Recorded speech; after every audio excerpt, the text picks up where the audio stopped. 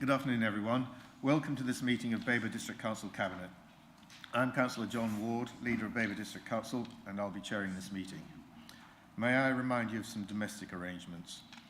Please ensure that you maintain social distancing from all other persons whilst in the chamber and in the communal areas.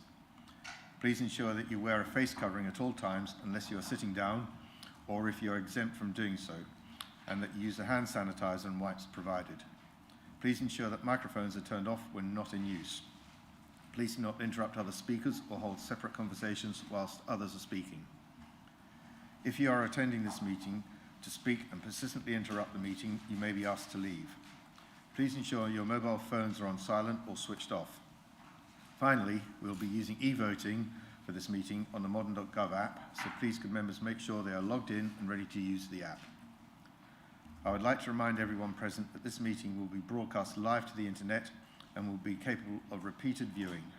The whole of the meeting will be filmed, except where there are confidential or exempt items. If you make a representation to the meeting, you will be deemed by the Council to have consented to being filmed. By entering this meeting as a speaker, you are also consenting to being recorded by the Council and to the possible use of those images and sound recordings for webcasting and or training purposes. The Council, members of the public and the press may record, film, photograph or broadcast this meeting when the public and the press are not lawfully excluded. I'll now move to the agenda. So item 1, apologies for absence. None received, Chair. Thank you. Item 2, to receive declarations of pecuniary and non-pecuniary interest by members. Are there any to declare, anyone? Nope. Thank you. Item 3, paper BCA 2134, to confirm the minutes of the meeting held on 6th of December 2021. So we have the minutes there on pages 5 to 14 of your agenda pack. Does anyone have any questions on any of the contents of those minutes? Councillor Arthey. Yeah, it's page 12, 75.2, and 3 lines up from the bottom, it's just a typo. Rather than initially, that should read initial. The initial proposal, not the initially proposal. Thank you, Councillor Arthey. Yep, we'll get that corrected. Any other questions, anyone, on the minutes? In which case, may I have a proposer, please? Councillor Busby, and a seconder? Councillor Osborne? Right. I'll now ask the Governance Officer to conduct the electronic vote. Thank you, Chair. Members, that vote is now in progress. Councillor McCraw. Thank you.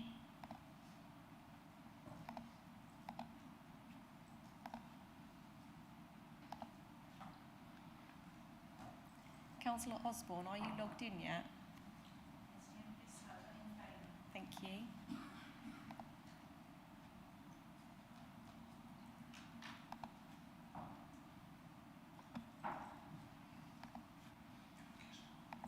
Thank you, Members. Chair, that's 8 votes for and 1 against. That's clear. Okay then, moving on. Item 4, to receive notification of petitions in accordance with the Council's petition scheme. None received. Item 5, questions by councillors. None received. And item 6, matters referred by the Overview and Scrutiny or Joint Audit and Standards Committees. I'll now invite the Chair of the Overview and Scrutiny Committee, Councillor McLaren, to present the recommendations from the Overview and Scrutiny Committee. Councillor McLaren. Thank you, Mr. Chairman. Chair and Cabinet members, on the 7th of February 2022, the legally required annual scrutiny of the draft General Fund Budget and 4-year outlook and the draft Housing Revenue Account and 4-year outlook was undertaken by the Babergh Overview and Scrutiny Committee. The committee was reassured by the presentations and information provided by the Cabinet Member for Finance, the Assistant Director of Corporate Resources and the Assistant Director Housing that all due diligence had been applied to the statutory financial processes required. In relation to the two items, BOS/21/01, Draft General Budget 22-23 and 4-year outlook, our recommendations are as follows: that the Overview and Scrutiny Committee notes the General Fund 22-23 and 4-year outlook. And the second recommendation on that is that the Overview and Scrutiny Committee receives a report from Cabinet on the outcomes of the performance framework on a 6-month basis. The second item was BOS/21/02, Draft Housing Revenue Account and 4-year outlook. Our recommendations are that the Overview and Scrutiny Committee notes the Draft Housing Revenue Account 2022-23 and the 4-year outlook. And the second recommendation is that the Overview and Scrutiny recommends that the information about the use of subcontractors be included in the quarterly performance monitoring report. Cabinet members can see in the attached papers the wide-ranging questions raised by the committee during the meeting. Thank you, Chair. Thank you, Councillor McLaren. Yes, there were quite a few questions, and it's interesting reading through those. Do members have any questions for Councillor McLaren? Councillor McCraw. Thank you, Chair. Thank you. Good afternoon, Mary. Question on the recommendation of 1.2. The Overview and Scrutiny Committee was asking for a report from Cabinet on the outcomes of the performance framework on a 6-month basis. Now, we currently present a quarterly performance report, and that comes through the investment that I represent. So is it a suggestion that 2 of the quarters be put together? So you would have quarters 1 and 2 and quarters 3 and 4 put together and then presented through our Cabinet, then on to Overview and Scrutiny? Is that the suggestion? That sounds, reasonable to me. We did say 6 months. We're talking about a new development here, aren't we? A developing framework. Well, that's my point. There's been no discussion made through officers or myself on how this could be handled. And I'd like some guidance, and I'd like Cabinet, obviously, to have some discussion on what could be done. As it is, we present a quarterly report on the outcomes, which we do 4 of those a year. If we're going to increase the workload for officers, and I'm sure it can be put together, basically add 1 and 2 and 3 and 4, the question is really, will that give you any more information? And isn't that a process that's just duplicating the report to Council through the quarterly reports? So I'm just not sure where the value is being added here. I've got to say that we were under the impression that there was a new group of people coming together for this process. So we're probably not talking about what was already in existence. Does that clarify? Yeah, I think so. Fundamentally, this is actually a piece of work that could be said to be in progress, because each of the directorates is working on how we will feed into the outcomes framework and what we will produce. So this is probably a little premature for us to be able to say whether this recommendation is possible. So I'd like some further consideration of that before we either vote on it or before I personally feel I could vote for it. Yeah, thank you, Councillor McCraw. I understand where you're coming from. Obviously, at this point, we're just noting the recommendations from the Overview and Scrutiny Committee, but we'll be able to take this forward and look at it in more detail in terms of the practical implementation of it at a later date, and you'll be able to look at that with your assistant. Can I just say, Chair, that I'm happy to discuss it outside of this meeting with Councillor McCraw. That'd be great. Thank you, Councillor McLaren. Any other questions for Councillor McLaren? Councillor Arthey. Well, I had a very, very similar question, and I'm still not quite clear what the answer is. Overview and Scrutiny can consider whatever they want, whenever they want. And I got the impression from this that you were saying that around about November time, you would like to discuss the quarter one and quarter two outturn performance. That's what I read it to mean. But it isn't very clear in your recommendation, as Councillor McCraw picked out. But I don't see any reason why you shouldn't do that, but I just wasn't quite clear exactly what it meant either. But I think it means that when the quarter two figures are out, you would like to consider the quarter one and quarter two figures, so the first 6 months, which would take you, I'm just looking around to see if anybody's going to nod, but I think it would be around about November, end of November, beginning of December time, wouldn't it, before those figures are available? Can I just respond to Councillor Arthey? I think there's some difficulty here in what the Overview and Scrutiny Committee were referring to. We were not referring to anything that is in place at the moment. And it was about some of the budget includes new expenditure on a newly formed team looking at performance. And it was the newly formed team performance that we were requesting for a review. Can I ask the monitoring officer, actually, because we agreed the recommendation? Can I ask her just to clarify for us? Thank you.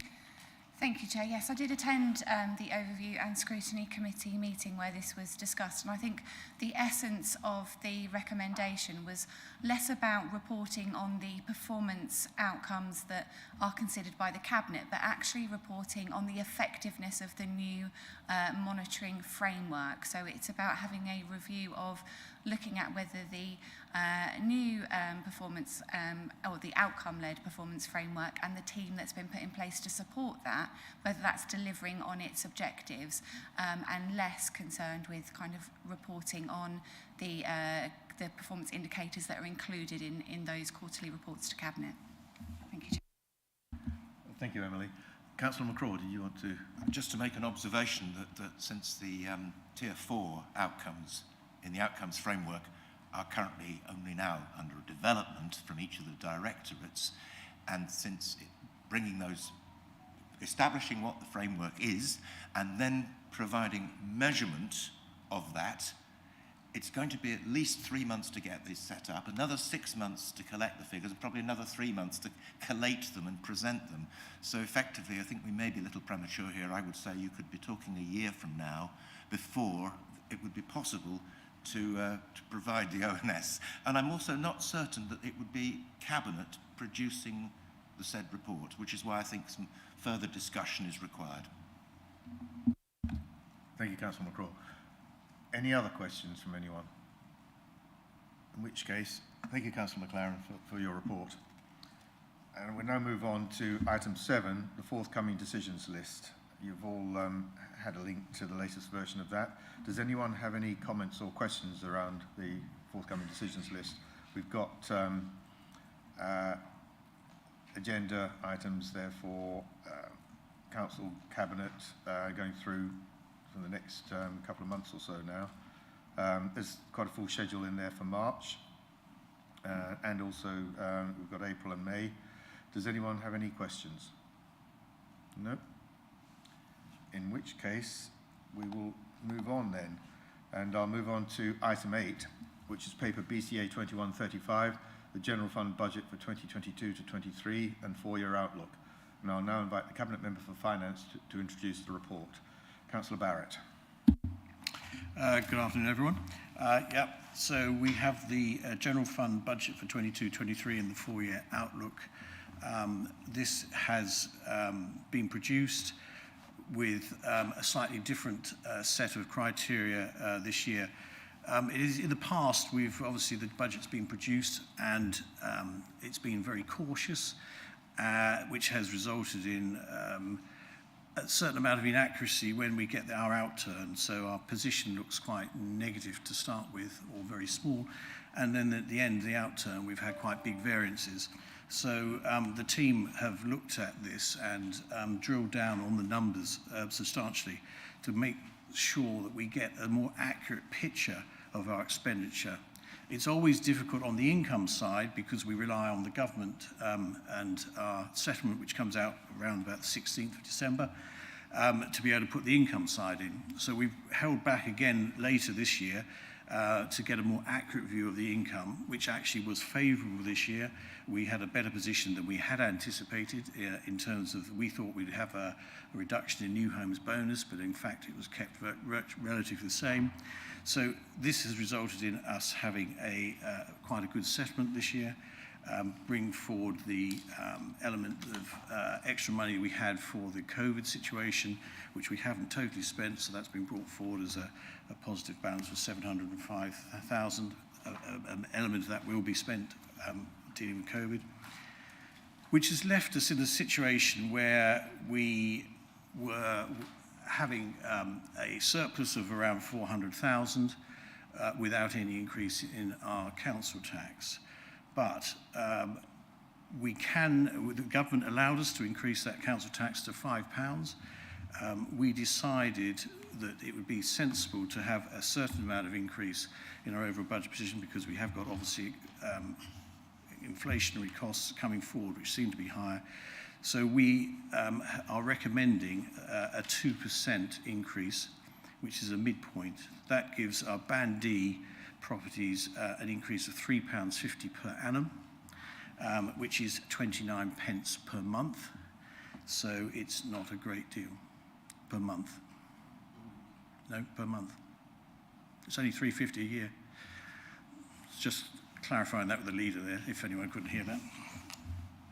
So we're below inflation with our increase, which I think is a sensible position to be in, which gives us an annual outturn surplus of 527,000, which is quite nice for our 22-23 year. But the other thing we need to take into account, because obviously our medium-term financial position still shows us in year 25-26 with a £2.3 million deficit. Now, that is something we should be concerned about, and obviously we were looking to make sure that that deficit does not materialise. It's a slightly one-sided case, because what happens with the budget, it tends to be that all the costs are known and we can put the costs and increased costs in. One thing we don't know is the amount of income and extra income that we receive in those periods. That should balance out, and obviously we will be in a position where going forward we will have a balanced budget. But that is why it is prudent at this stage to have a 2% increase, even though without that increase we were still showing a surplus. So I have the task now of recommending item 3 on the agenda, which is 3.1 and 3.2. If I could have a proposer, please. Well, I'm proposing. Sorry, I need a seconder. Thank you, Councillor Barrett. Seconder, Councillor Busby, were you seconding? I'll, yes, I thought you said you were. I'm happy to second. You're happy to second, yep. Okay, thank you, Councillor Barrett. I'll open it up to questions. Members of the Cabinet. Councillor Malvisi. Thank you, Mr. Chairman. Councillor Barrett, on page 29, item 4.10, the last point, it's talking historically, because it states reduced climate change and biodiversity impact where financially viable. Well, if you're assessing the financial viability, it should be current, I think. Yeah, I'd take that point. Are you suggesting we have reducing? Reduce or reducing? I think that probably reads better, doesn't it? Okay. It's not finite then, is it? Yeah. And okay. then on page 37, items 5.6 and 5.7 are discussing the new homes bonus, which is decreasing. Have to ask, what's the point of building all the new homes if we're not going to get a new homes bonus? I totally agree, and it's one of the areas which I always feel is where setting budgets, when we are so dependent on that now and we don't know what we're going to receive. This is why I mentioned it in the medium-term financial strategy, because if we could rely on our new homes bonus at the current level, then our position on the outturn would not be 2.3 million deficit. We'd actually probably be in a positive situation. Yeah, thank you, Councillor Marvies. Yeah, unfortunately, with the new homes bonus, as with all of the government funding, everything is done on seems to be at the moment on a year-on-year basis, and we just can't project further than that. So we know what we're going to get for the forthcoming year, and we'll have to wait until next November, December time to find out what they're going to do for subsequent years. But it's for the past few years, it's been 1 year at a time. Any other questions? Councillor Davis. Yeah, I'm just curious as to, Councillor Barrett says we didn't really need to increase the council tax, but they decided to do that. But given the current circumstances with income tax, national insurance contributions being raised, the energy prices rocketing, food prices rocketing, wouldn't it have been better to actually have introduced the car parking charges and not increased the council tax charges to the majority of our residents who are struggling financially as it is? Well, clearly, we could have introduced parking charges, which, if you're worrying about the cost to our residents, then clearly 29p per month or £1 per hour. I think the maths are there. I mean, if I was a resident living in and around Sudbury, Hadley, and I went to the town once a week and was introduced to having to pay £1 for a parking fee or £2 or whatever, or I'm faced with the choice of 29p per month, I think I know which I'd rather have. And I think also the other thing that we need to take into account is the impact of a no council tax rise is not just for the current year. It has a knock-on effect in subsequent years. Absolutely. And once you've missed that point, you can never get that back. But the other point, of course, which is one of the reasons we also consider that the parking charges, which as Councillor Davis has brought up, we are here also conscious of the fact that our high streets are under a considerable amount of pressure, and we do want to maintain a competitive advantage with other people. And even the fact that we have not put car parking charges in or up, we're still losing retailers on the high street. So what would the effect have been, and what signal and message would we have sent out had we put car parking charges on to the high street when we're already losing them at quite a rate anyway? Thank you, Councillor Barrett. Councillor Davis, did you have another question? Yeah, well, that question hasn't really been answered. He's defended why people in Sudbury, so he can win a few extra votes, get the benefit, but the whole district is losing out on this. And plus there's also the green aspect in terms of the footpaths and the motoring, as has been pointed out elsewhere. Quite frankly, it's the whole of Babergh. And while I agree that I'm not saying keep it at zero, a smaller percentage rise would have been more in order for the benefit of the whole of Babergh district. Councillor Barrett. Well, again, Councillor Davis is looking at this with rather rose-tinted spectacles. I mean, if you look at the amount of income that is generated by the residents of Sudbury, Great Courtyard, Pinewood, compared with the whole of the area, and that does cover the majority. I mean, if you're looking at the 78,000 residents that are in Babergh, about probably within 5 miles of Sudbury and Hadley, the majority of that, 70,000, is within that area. They use those car parks. So to say that it doesn't benefit, I think, is probably not the case, because those people do use those car parks. The fact he lives on the edge of the district, which is unfortunate for him, because he doesn't enjoy the benefits of working and living in Sudbury. Yeah, well, I question Councillor Barrett's figures for a start, because I don't believe Sudbury and Hadley make up the most that is spent. And also, because I work in Hadley, I do go there, and I'm quite happy with the 1 hour free parking. That's more than enough time. Or find somewhere else to go to as well. Because people go to these towns for the offer, for what's on offer. And if the offer's not good enough, then people won't go. So I don't think there's any basis in fact for what he's saying.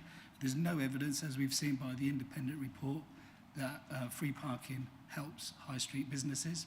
None.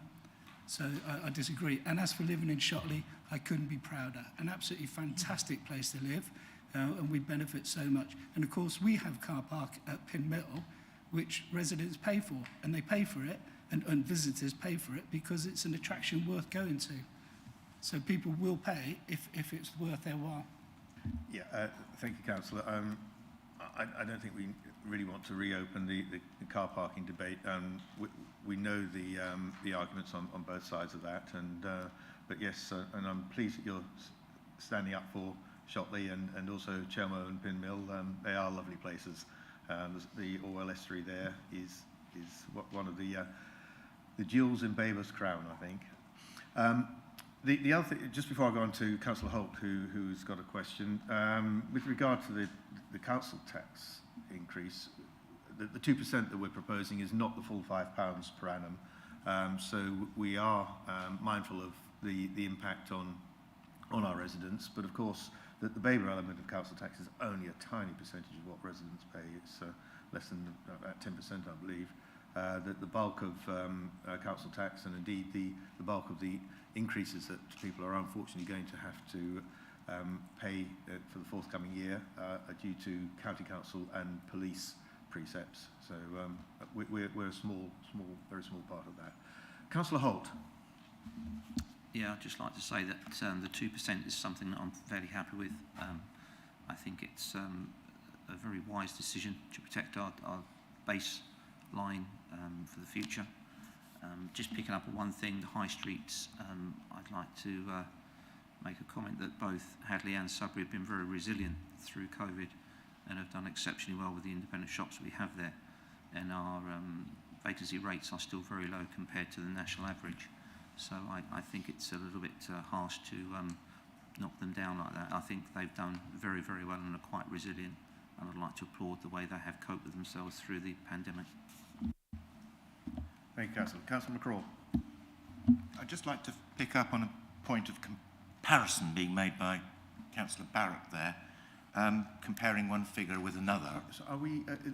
We're still reading questions. If this, okay, yes, yeah. fine. We can do Can it we in move debate on to if you'd debate like. later? I just want to focus on questions first. Fine. Any other questions? Councillor Busby.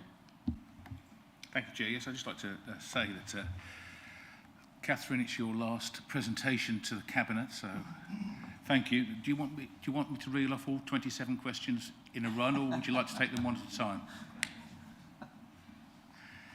I actually have a question on the capital expenditure on page 53, which is on the economic development and regeneration line. Bellevue refurbishment, £2 million. The question is that a set 2 million? What happens if we, as we seem to think we've done, sell a site for, let's say, £1 million? Is that £1 million added into that 2 million so that we then spend 3 million on it, or does it knock our borrowing requirement down by £1 million? So that's one question. And the second question is really, is that dependent upon the project that we actually finally settle on? Because it was 6 million for a hotel, now it's 2 million possibly for a retirement home. If it's not a retirement home, does the £2 million change it again? Thank you. Thanks, Councillor Busby. Councillor Barrett, would you like to respond? Yeah, I don't know if you remember, Councillor Busby, that was put in at the request of the economic development team. I think it might even be your team, Assets. I think it was put in by Assets because it was to enable the project to be able to be completed with the entrance to Bellevue Park, which was a considerable sum, which would not be covered by the sale of the land to Churchill. So that was why it was put in, and it's a sort of provisional figure to be able to cover the park entrance plus that. I'm pretty certain that's correct, isn't it, Catherine?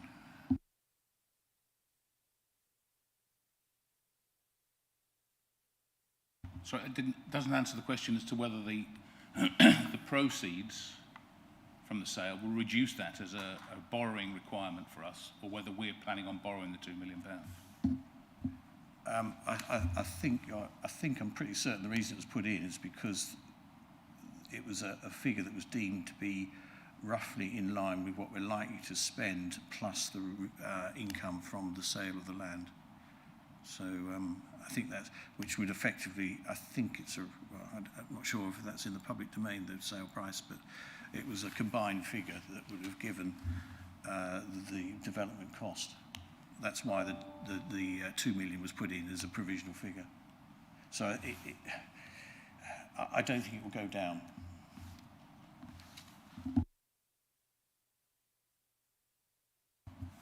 Fiona, would you like to say anything?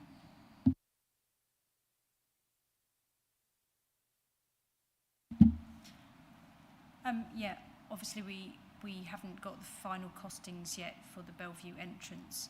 I think my understanding about the current 2 million is that it's actually borrowing, and of course the capital receipt, which hopefully we'll get from the sale of the other land, will go into the capital programme hopefully at some point. But the 2 million is borrowing that's allocated for use at Bellevue.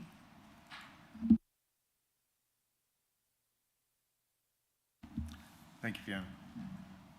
Does that answer your question, Councillor Busby? I'll save you the 26 questions for council.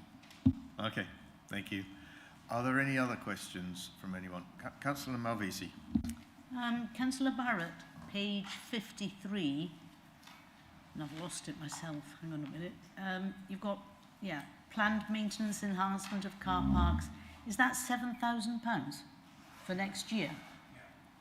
And that's to cover how many car parks? I don't think that's changed, actually. That's the figure that was been in there all along. So it hasn't reduced. I only raise it because in my own ward, we've refurbished the old school car park at a much greater cost than that. The signage alone.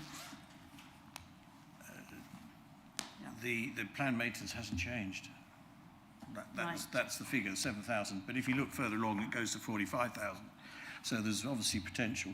But also in the capital programme this year, in this financial year, there is the replacement of the parking meters, which is in this capital spend programme. Yeah, but this 7,000 is for next year. Well, there isn't really much in terms of... And the replacement of refuse freighters at 2,000? Yeah. Is that a tyre? 2 million. 2 million. Is it 2 million? Okay, sorry, I sit corrected. Thank you. But that's under discussion as well. I mean, it's been put in the budget, but it might be that there might be different ways of funding those, and that's being investigated at the moment. Okay.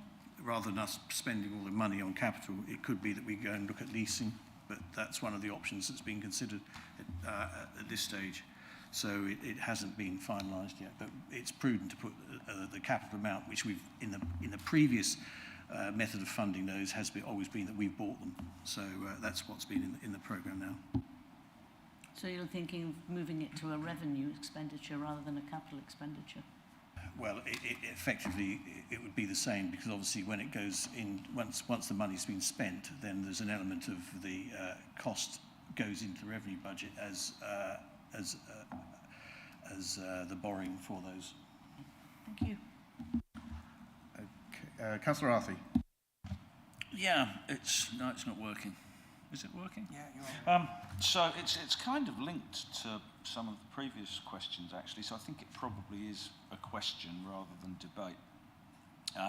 And it's concerning the answers, I suppose, that Councillor Barrett has given. On the question from Councillor Davis, where Councillor Davis responded and said, of course, we do have a car park on the peninsula and Babergh charges for that all the time. I think one of the interesting things about that is, and I can understand why Councillor Davis is concerned, and that is because the potential changes to the car park at Pin Mill were part of the postponed expenditure announced by Councillor Dawson, who I think is here today, is she? No. Is she here? Oh, she's there. And of course, that was about £250,000, I think, that we would have budgeted for to look at the expansion of the Pin Mill car park. But I do understand, I may be wrong here, that some of the costs for projects that we had been told would be postponed are not actually going to be postponed at all. Councillor Barrett has already mentioned the parking machines, and I understand the installation of new parking machines is underway, and that part of the project will probably be completed in this year, so pre-April 2022. But I also understand that some of the other improvement works to the car parks are budgeted for next year, and that relates to both Sudbury and Hadley, and these were issues that I think Councillor Davis was concerned about, and so were several other members, to do with improved signage, promotion, surfacing, and the white lining of decent-sized bays. And I understand that that is in the budget for next year. So I don't know if Councillor Barrett can just confirm that. I don't think, basically, there doesn't see much point in doing it when we've got a car parking review coming forward, which is defining what our requirements are, how we look at our car parks. That review is coming forward, and that will be in, I think it's later this year, I think hopefully around November time. Am I right? No. We've already got There's a strategic parking review, so it seems pointless to sort of preempt by having within this year's budget or the coming budget something which we might have different changes for, and we need to obviously then look at the costs. And I think in the following year there's more money being put in, which will probably be identified, the likely changes coming forward. So it just seems to be doing it in the right way. So let's see what our requirements are. When we've got the requirements, we will then look to see what the costs are of implementing the requirements if they go through as recommendations are adopted. So that's basically where we are with that.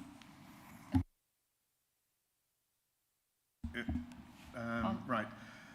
Thanks for that, Councillor Arthey. Are there... First of all... Only because it doesn't answer the question. Okay. Councillor Dawson. Councillor Arthey, then what part of the question hasn't been answered yet? Well, whether there's £65,000 in the budget for the improvements to the access and white lining arrangements at our car parks in Hadley and Sudbury. Councillor Barrett. As far as I'm aware, that's not in the capital programme that has come forward this year and not been requested. Because obviously the budget we're working on is from their departments, and obviously if they haven't requested that, then we haven't put it in. And they haven't requested it because it's in their budget. Well, I think it is in their budget, but it's not, because it's not in the budget. They haven't requested any money to come forward. They've put £7,000 in that budget. We have not determined the budget. The departments determined the budget, and we just agree with it. So they have requested it. Councillor Arthey, we have £7,000 here in the capital programme for maintenance and enhancements of car parks. That's the figure that's in the budget. Yeah, I presume that's for weeding and sweeping or something. So there's no other capital provision for anything else? Well, as I understood it, there is £65,000 that's already been budgeted. Perhaps Councillor Dawson can help. It's her portfolio. The 65,000 you may be talking about is in this year's budget for the new machines. Well, I've got that in at 70,000, yeah. Obviously, we can't anticipate what the department, the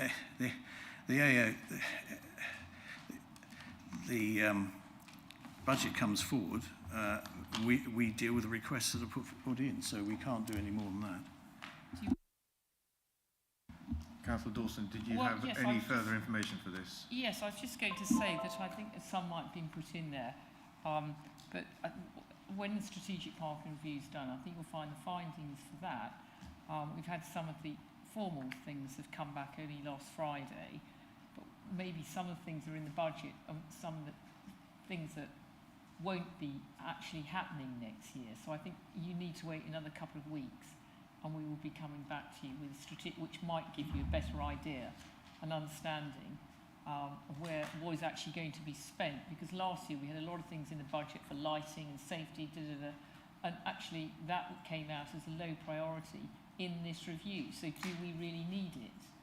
So, and those are things that we're coming back to you for your decision in a few weeks' time to consider. Councillor Arthey. I don't know if I'm straying into debate here, am I? I think so, yes. Shall I carry on, or shall Well, I? no, I'd rather finish questions and then we can move into debate a bit later, if that's all right. Councillor Holt. Yeah, I just wonder what the expenditure is for the leisure centres. I mean, Kingfisher's just gone through, what, a 2.4 million revamp, and Hadley's new, and I just wonder what the figures were for the 100k and the 50k for the ongoing costs. I mean, what are they for? I think an element of them is for their electric provision. I think I might have to ask Catherine on that one, because I think it's to do with funding of the green energy source, I think.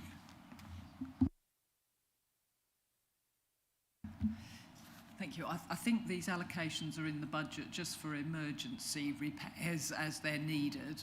Something like a leisure centre, whilst it has yet recently, or both of them have recently been refurbished, there are things that happen in any particular year. You know, things do break and need repairing. So I think these are just annual allocations to allow for any sort of emergency repairs that need to happen at the two leisure centres. As I say, the one I was thinking about, there's an amount where we've got the green energy going in and out. There's an in and out figure which makes it look a bit, but we actually benefit from that, don't we, at the end of the day? Councillor Holt. So these are just contingency figures, not actually for expenditure sort of programs, expenditure programs. They're just contingency that may roll over. Is that right? That's certainly the indication that Catherine has given us, yeah. Certainly the main capital expenditure for the two leisure centres has already taken place in the current year and previous years. That's both for the refurbishment of Kingfisher and the new pool at Hadley, plus all of the work that's been done on solar panel installation. Any other questions? Councillor Busby. Yeah, thanks. Sticking on page 53, the capital expenditure, we've got about a 16 million carry forward and a 6.5 million new for this year, so giving us a total of £22.5 million targeted capital expenditure. Well, we know that we never spend it all. I don't think we've ever got to the year end and achieved all of our capital requirements. How is the cost of interest calculated for this £22.5 million? Is it assumed that we need to fund the whole 22.5 million for the whole year, or is it phased across the year? It's not the whole amount, and that's again what also affects the medium-term financial strategy. I think there's an assumption of about 50% of that capital spend is in that period going forward, which also incurs extra costs, which makes our position look worse than it actually is. But it would be nice that we're Babergh growth to get off and moving, Councillor Busby, that maybe we could spend some of the capital that we've got building up year on year. Thank you, Councillor Barrett. I shall put it in my diary. Okay. If there are no further questions from Cabinet members, any other members present? Councillor McLaren, do you have any questions? No, Chair. Thank you. Right, we will move now into debate, and just to open, I'd like to say a couple of things. Firstly, I do appreciate the presentation of the budget this year. The pie charts that we've got in it are excellent, and they're very helpful and informative. Pictorial representation of the income and expenditure, the reserves, the capital programme, very, very helpful. And while on the subject of the capital programme, it is there's already been mention of the carry forwards. Some of those carry forwards are long-term carry forwards, which are for long-term regeneration and investment projects. So we're going to see those continuing in the carry forward column.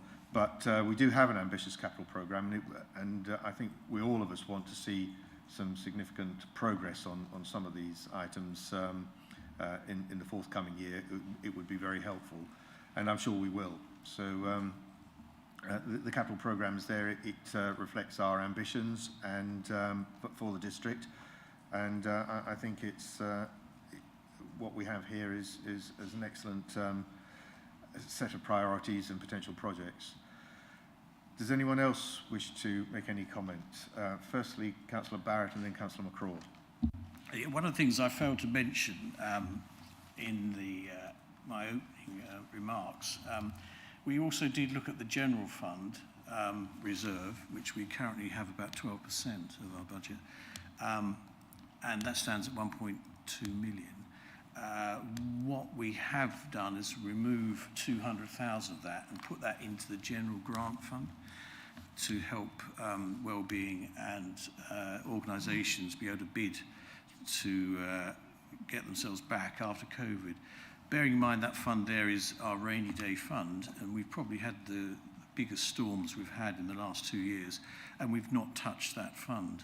So in consultation with Catherine, we felt, or Catherine felt as 151 officer, that it was perfectly prudent to be able to reduce that to £1 million and release the money to help our communities, which I think is actually very sensible. So sorry, I forgot to mention that. I think that's actually quite a good point and shows where we're putting money back. And Councillor Davis's team will be able to help distribute that around Shotley and the Peninsula, because clearly they need it more than anyone else. Thank you, Councillor Barrett. Yeah, I agree that diverting that money from the General Fund Reserve to the Wellbeing Reserve does make a lot of sense.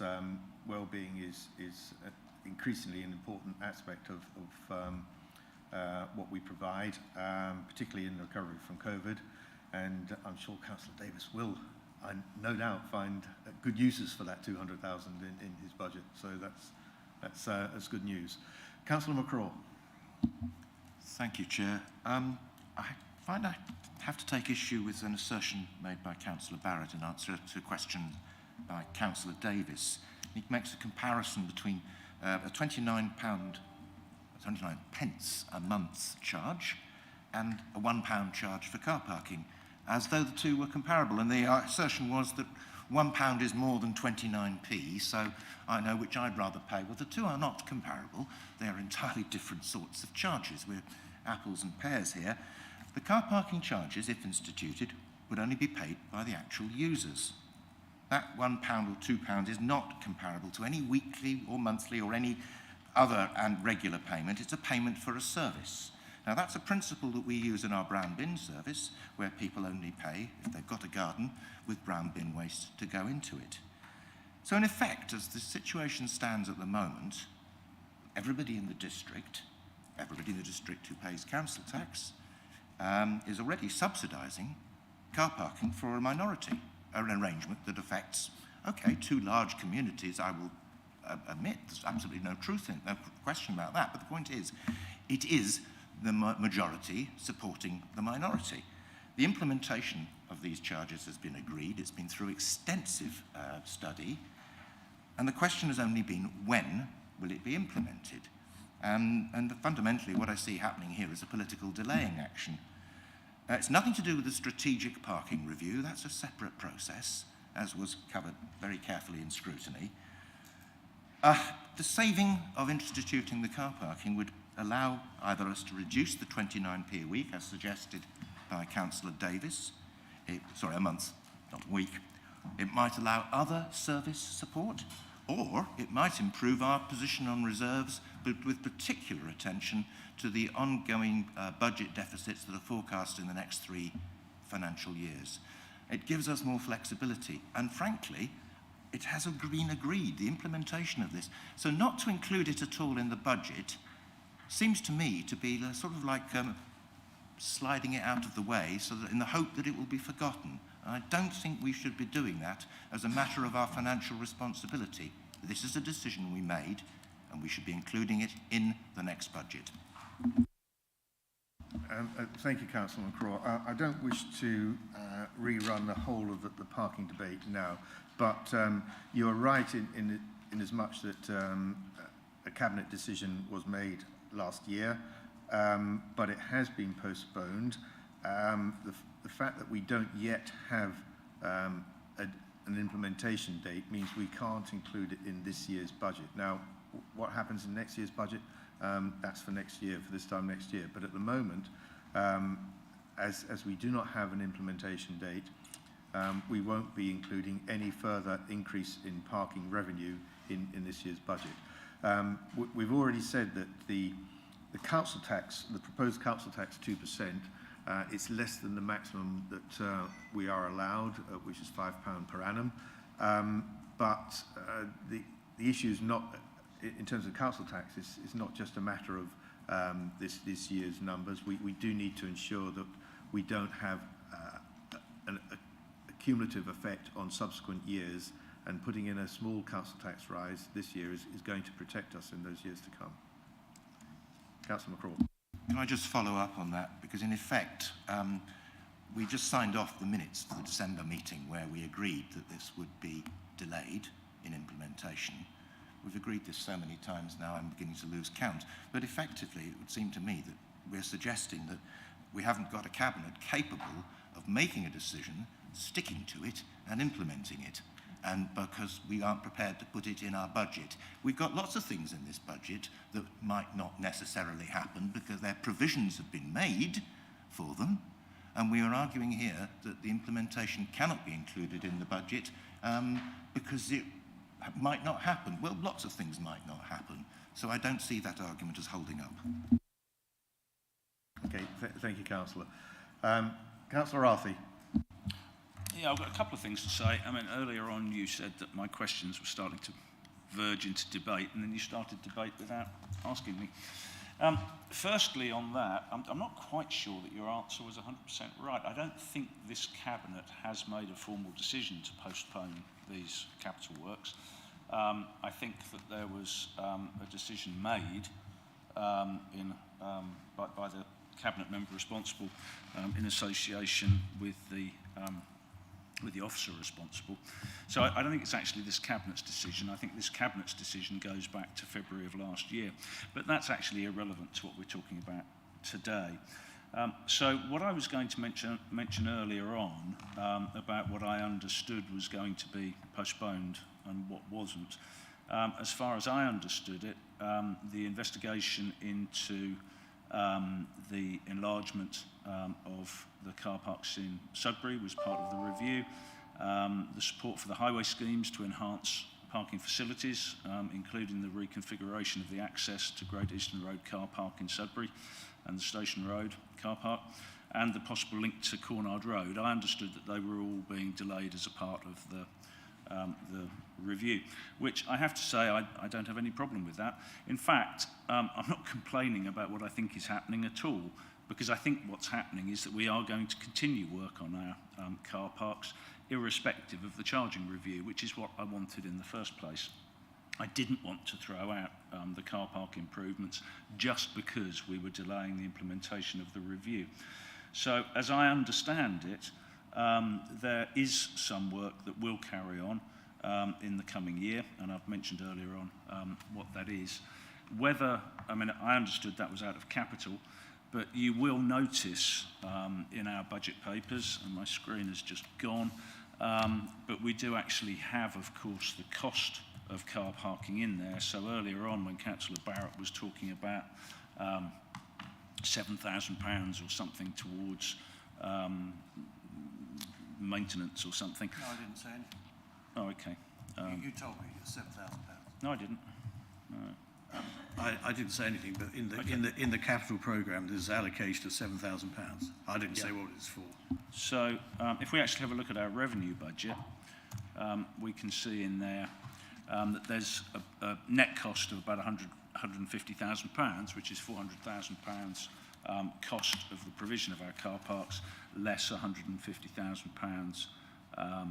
Sorry, that hasn't quite added up, has it? Yes, it has. 250,000 pounds in charges, but I can't find it on my. Have you got it up on your page yet? My computer, unfortunately. Sorry, you're referring to page 74 of the budget book? I'm referring to page 74. I am indeed. Yep. Yeah. So that's net on car parking of about £260,000 on a total cost of around about 400,000. Yeah. That is correct, yes. Yeah.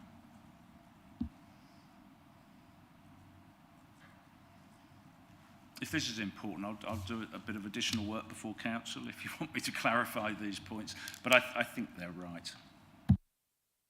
But those numbers there are for the costs, employees, premises and supplies and services are for the day-to-day running of the car parks, including business rates.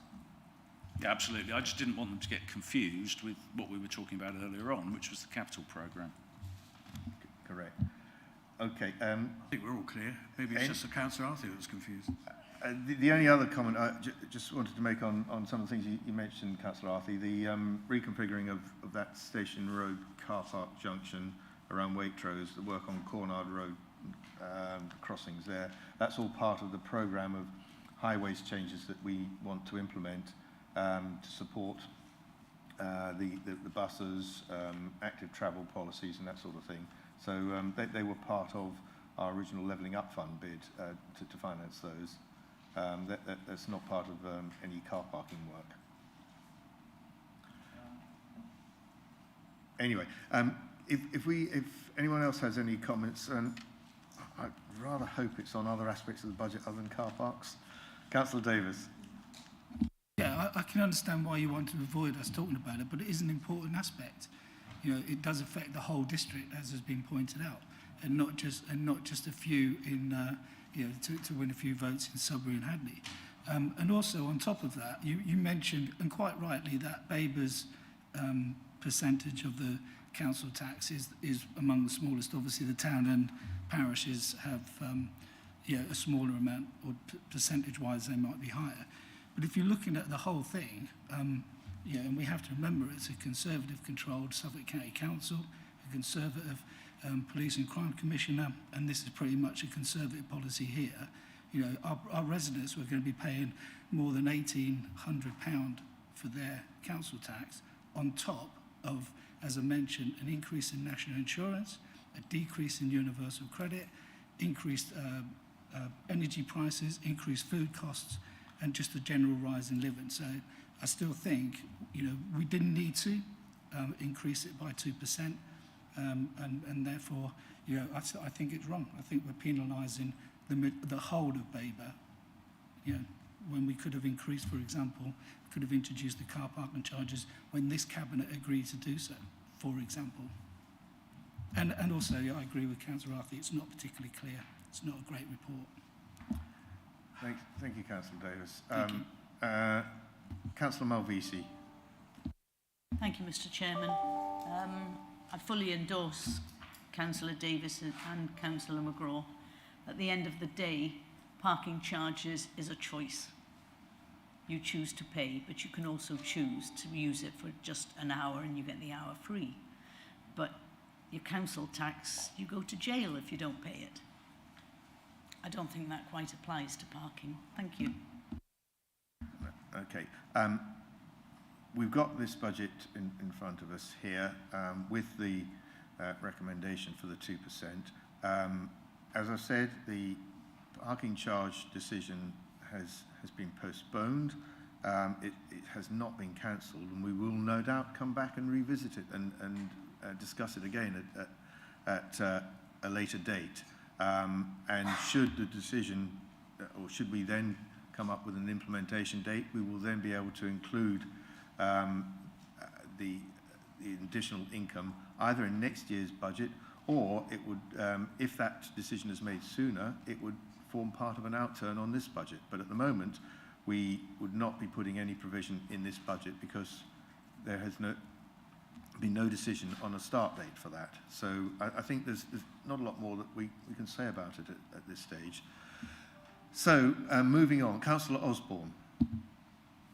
Thank you, Mr. Chairman. I'm not going to be quite so contentious, but, you know, to increase the council tax by 2%, I feel is wise budget management to ensure that we can continue to provide services to our residents. This is what it's all about. There are some councils out there with huge financial problems, and fortunately we're not one of them, so we must consider ourselves very lucky there. Next year's budget, of course, will have its challenges, including the implementation coming from government to implement the collection of food waste and to consider no charge for garden waste. So by this increase, we'll safeguard our services and protect our residents from even bigger increase in next year. So I will be supporting the recommendation. Thank you, Mr. Chairman. Thank you, Councillor Osborne. Yeah, I think you make a couple of very relevant points there. We are fortunate in that we do have sound finances here at Babergh. Admittedly, we're not exposed to some of the very big drains and impacts on budgets that perhaps the county councils have with their social services budgets, but nonetheless, even in comparison with other districts, I think we're doing very well. And you make another very pertinent point about the resources and waste strategy that's coming up. Although we have been promised full new burdens funding for any additional costs that we might incur with that, that at the moment is a promise rather than a reality. We don't yet know what the increased costs are going to be. We don't yet know what support that we will likely to get from government on that. So we do need to be mindful that is coming down the line, and it is going to hit us in one form or another in the next year or two. Okay, everyone. Does anyone else have any further comments they wish to make about the budget? In which case, we've had the paper proposed and seconded. We've had a debate. So I will now ask the Governance Officer to conduct the electronic vote on the General Fund budget. Thank you, Chair. Members, that vote is now in progress in your app. Councillor McCraw. Against. Thank you. Councillor Dawson, have you been able to log in yet? Or would you like me to take your vote verbally? Thank you.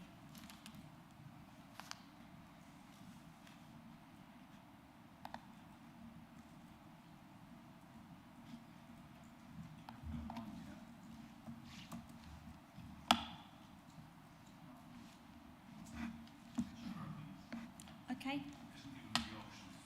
Thank you. Thank you, members. Chair, that's 7 votes for and 3 against. Thank you, Claire. Thank you. Right, moving on then. Item 9, paper BCA 2136, the Housing Revenue Account 20 to 22 to 23 budget. So I'll now invite the Cabinet Member for Finance to introduce this report. Councillor Barrett, please. Thank you very much. Yeah, this is the Housing Revenue Account for 22-23. We have a fairly healthy HRA position, but we have got a recommendation in 3.2 that we increase the council tax rents by CPI plus 1, which gives us 4.1%, and that means the rents increase to £3.72 per week, and we're not imposing any garage rents. Shelter housing stays the same, and the utility charges are kept the same at the same levels. This will give us a surplus in the budget of 511,000 that we transferred to strategic priority funds. Within the HRA budget, it's worth noting that we have substantially increased the building services provision.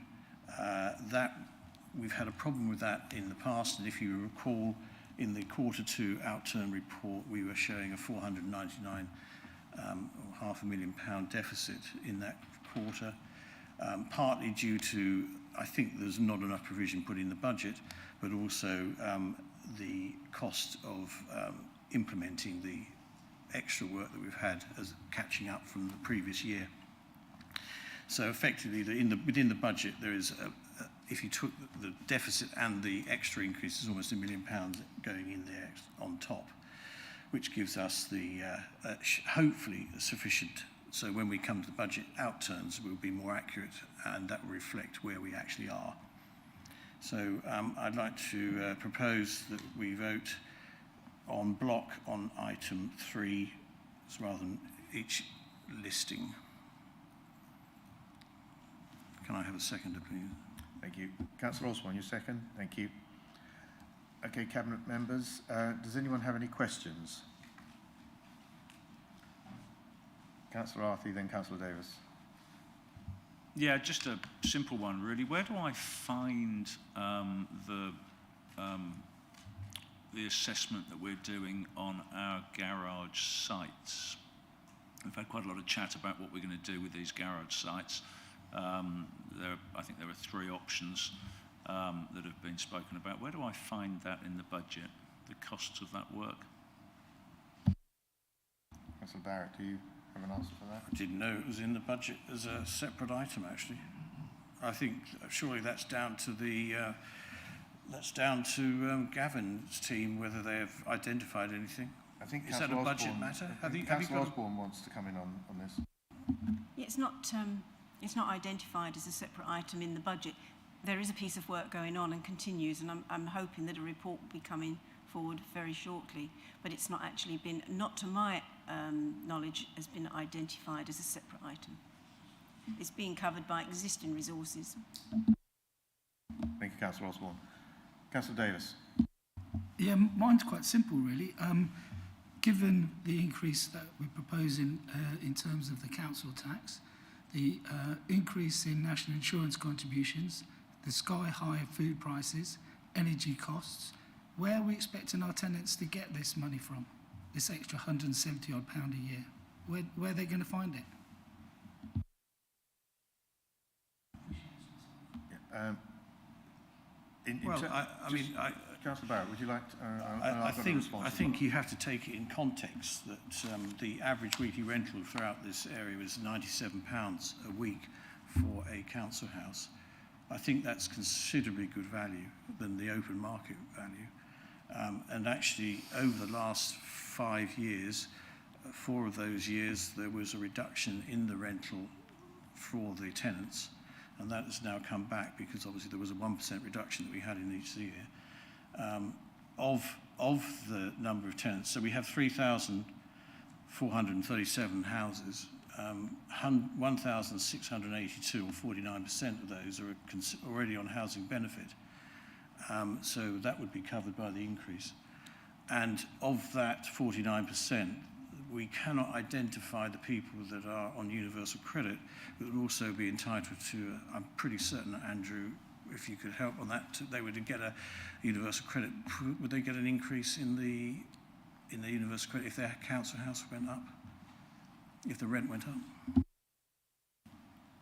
Yeah, I mean, their housing costs would be considered within their universal credit, so it would be a change of circumstances. Yeah. So to answer Councillor Davis' question, yes, I mean, obviously this is a problem, but it's a problem for everyone. This is not just everyone's having, and the higher up the scale, the bigger the amounts. So I would suspect that the people that are absolutely on the lower levels would be protected because they're already on housing benefits. And if they're on housing benefits, presumably they're only paying 5% council tax anyway, is that right? They're protected? What's the rate?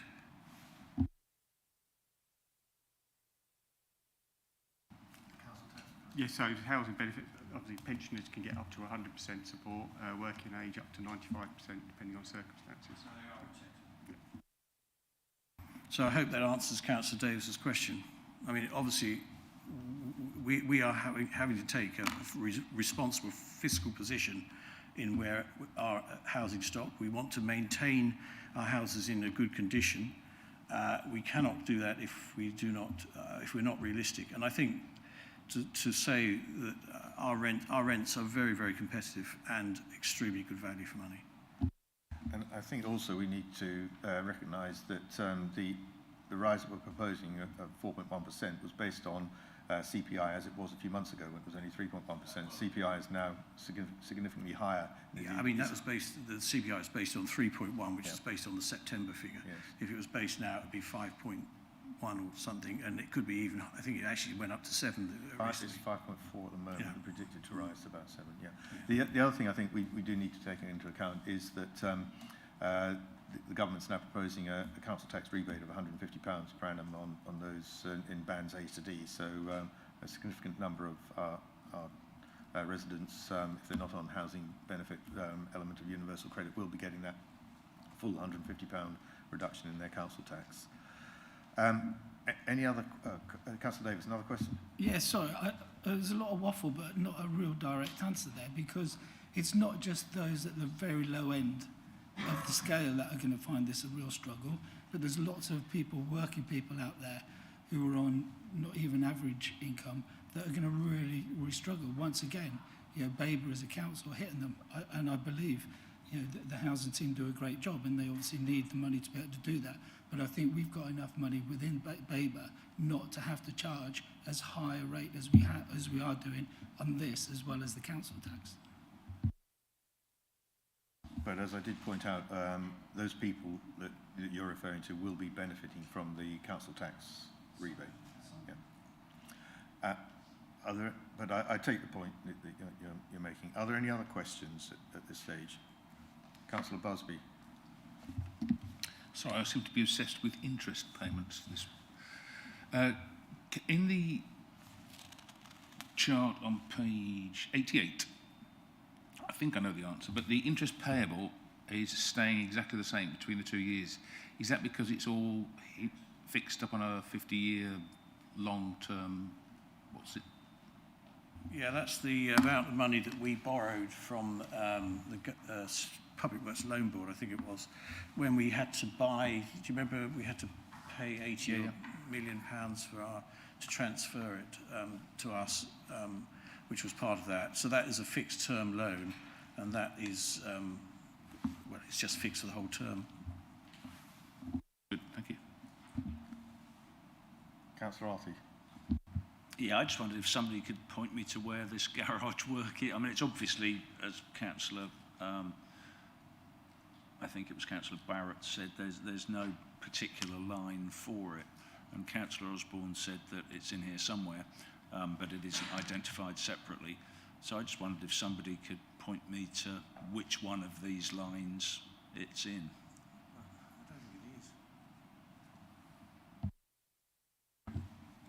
Yes, thanks, Chair. Thank you, Councillor Arthey, for the question. The work in relation to reviewing our garage sites, looking at their potential development or remedial works to improve those areas, you'll recall we have discussed as part of the development of the HRA business plan. The actual work going on to undertake that review and assess occupancy rates versus the condition of those garages is a piece of work being undertaken in conjunction with the Housing Directorate and the Assets and Investment Directorate. You don't see it in the budget in regards to potentially additional capital expenditure or reduced rents because it's not in that regard being considered in that way. As proposals come forward for those sites, they'll be taken by officers or members accordingly as and when presented with options. So, but typically, if a particular garage site needed significant remedial works or capital improvements, it would come out of that building services budget as an example. Okay, thanks. And recent discussions that we've had on the possible provision of additional parking, would that be treated in the same way? Yes, so this is a budget for the next financial year. It is not looking at the next 4 years because that's part of the HRA business plan development work that we've been undertaking. Some of the scenario-based work that we have been undertaking and what will be represented to members in due course is some of those scenarios around there's a cost implication of clearly demolishing a garage. There's the implication of lost rent for that garage. And then there's the assumption of a potential capital improvement. So much of that and the detail of that will be presented through the business plan. Okay, so I take it, thanks for that answer. So I take it that what you're saying is we are continuing to look at the garage sites and continuing to look at the issue of parking on some of our council estates, but that nothing is actually going to happen for at least 12 months, and that it may be some sort of funding in the following year's budget, 23-24, that might set some money aside for that work, the actual physical work on the ground.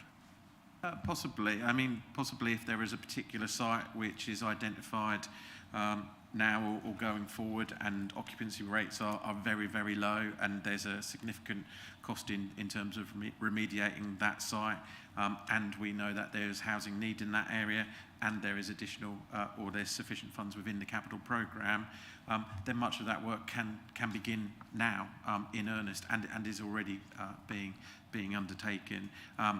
I'm sure what we can bring back to members in the not too distant future is a review of all of those garage sites to give you some overlays in terms of these are where they are, these are what occupancy rates are, these are our plans for each of those sites, and this is what it means to the bottom line in terms of potentially reduced income or additional expenditure in terms of improvements.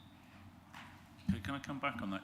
You said work could begin if there's sufficient funding in the capital programme, but really that was my first question, that there is no funding in the capital programme for those works, is there?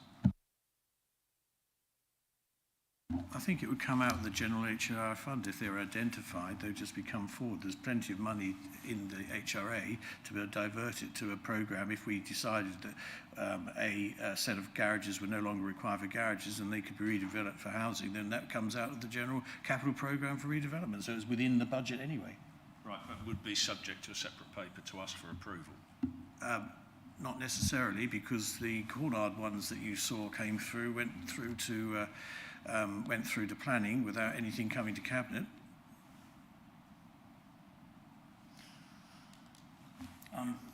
That is the case. Right. And it's exactly the same. Sorry, it's exactly the same. Whether it's a piece of land or a piece of garage, it doesn't matter. If the HRA identify that there's a potential for that going forward, it's within their budget. They do. I don't think they have to come to cabinet to get it approved because they've got it. The executive, it's been devolved or delegated to the officers to make those decisions. I'm pretty right in that, aren't I, Gavin? Yeah, I am. Okay, I have some questions actually, just three, and I think that they're better directed to either the Cabinet Member for Housing or the Assistant Director. Firstly, are we still paying for any hotel accommodation for, in terms of temporary accommodation? That's the first question. The second one, we say that the valuation of our housing stock is based on 38% of market value. Where does that 38% figure come from? Why do we use that number? And lastly, on the right to buy receipts, are we confident that we will be able to use all of our right to buy receipts without having to return any to government? Those are the three questions. Councillor Osborne. Thank you, Mr. Chairman. I'll take your questions in reverse, if I may. On the first one for the right to buy, we are not getting quite so many right to buy sales as we were hoping for, although it did pick up again in 21-22 with 21 sales. The amount of the right to buy receipts available to use is 2.9 million, and it may sound like bad news, but in actual fact it's very good news, is that we've got receipts used towards new builds and purchases in the year is 3.34 million. So there's no risk of us having to give any money back at all to the government. And of course the time has increased now from 3 years to 5 years where we need to spend it, so that's a big advantage. Your second question I will refer to either Gavin or to Catherine, but on the hotel costs, that actually comes out of the general fund and not the HRA. Thank you, Councillor Osborne. Gavin or Catherine, do you have a response on the 38%, please? we were just quickly trying to find where that guidance is set down. It is we're not sure if it's in the accounting code of practice that we have to follow, so we may just have to follow that up and come back to Cabinet as to exactly, you know, where the guidance is around the 38% that we use. Thank you, Catherine. That's great. Thank you. Are there any other questions? Anyone? In which case, I'll ask Councillor McLaren. Do you have any questions on the HRA budget? Oh, thank you, Chair. Then I'll move into debate. Does anyone have any comments they wish to make about this in the debating section, or have we already discussed everything we want to? Okay. Councillor Barrett, do you have anything to say? One of the things I think we, as a council, we ought to identify is that quite a few large carry forwards each year, which really does indicate that we're not spending at the rate we should be spending. And I would like to see and hope that those carry forwards are reduced, which it basically means that we are then delivering in the HRA. Obviously, in the last 2 years, it has been difficult. We've had lots of issues with COVID, which has meant we haven't been able to proceed as quickly as we are. But I would like to think that going forward, with the money we've got allocated, a healthy HRA, what we really want to be looking at is delivering housing for our residents that are on waiting lists, and that would be really good. So I think that's something we need to concentrate on, and hopefully, so in a couple of years' time, we'll be looking at those carry forwards being substantially reduced, but the numbers of houses delivered up. Thank you, Councillor Barrett. Right, I will now ask the Governance Officer to conduct the electronic vote, please. Thank you, Chair. Members, that vote is now in progress. Councillor McCraw. 4. Thank you.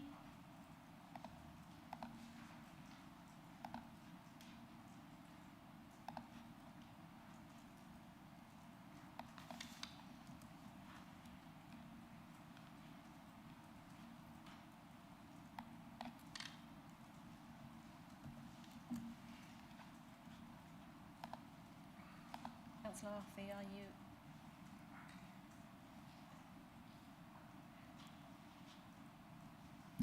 Thank you, Members. Chair, that's 9 votes for and 1 against. Thank you, Claire. Right, moving on then. Item 10, paper BCA 2137, business rates relief policies. I'll now invite the Cabinet Member for Finance to introduce this report. Councillor Barrett. 3 on a trot. So, yeah, this has come before you. It's due to the government COVID compensation rules that are coming forward to help businesses suffer the last restrictions which were introduced in December. They've now been removed. But this is for us as the relevant collector of local taxes, business rates, etc., to then distribute this out. We are the administrator of this. It's been devolved to us from central government because if they had to do it, there's have to have primary legislation. We as the collecting authority can do it as an amendment, and this is based on what that is.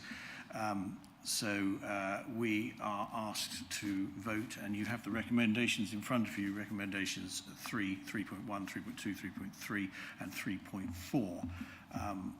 And if you would, I'd like that proposed there, please. Can I have a seconder? Thank you. Councillor McCraw, you seconding? Yep, thank you. Questions, anyone? Does anyone have any questions? Yes, I have one. Councillor Dawson.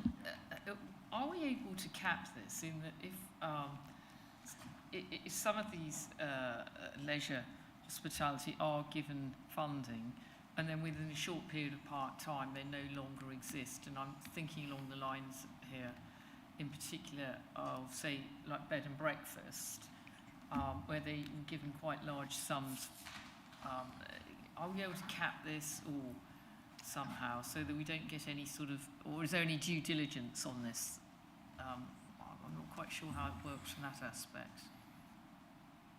Andrew, are you able to respond to that, please? Yes, Chair. Yes, Councillor Dawson. In terms of the retail discount, the 50% is what the government are recommended as the value we pass across, and they will fund that. that will only change if the business does fail. We will apportion the accounts or apportion the value that's given to them. So that's as far as we can cap it, really. Thank you, Andrew. Any other questions? Okay, I'll ask other members of the council if they wish to have any questions. Councillor McLaren or Councillor Osborne or Councillor Barrett? No? Okay, we'll move into debate. Does anyone have any comments they wish to make about this? I think, as Councillor Barrett has indicated, that this is fairly straightforward. These are policies that we're implementing, but the government is funding.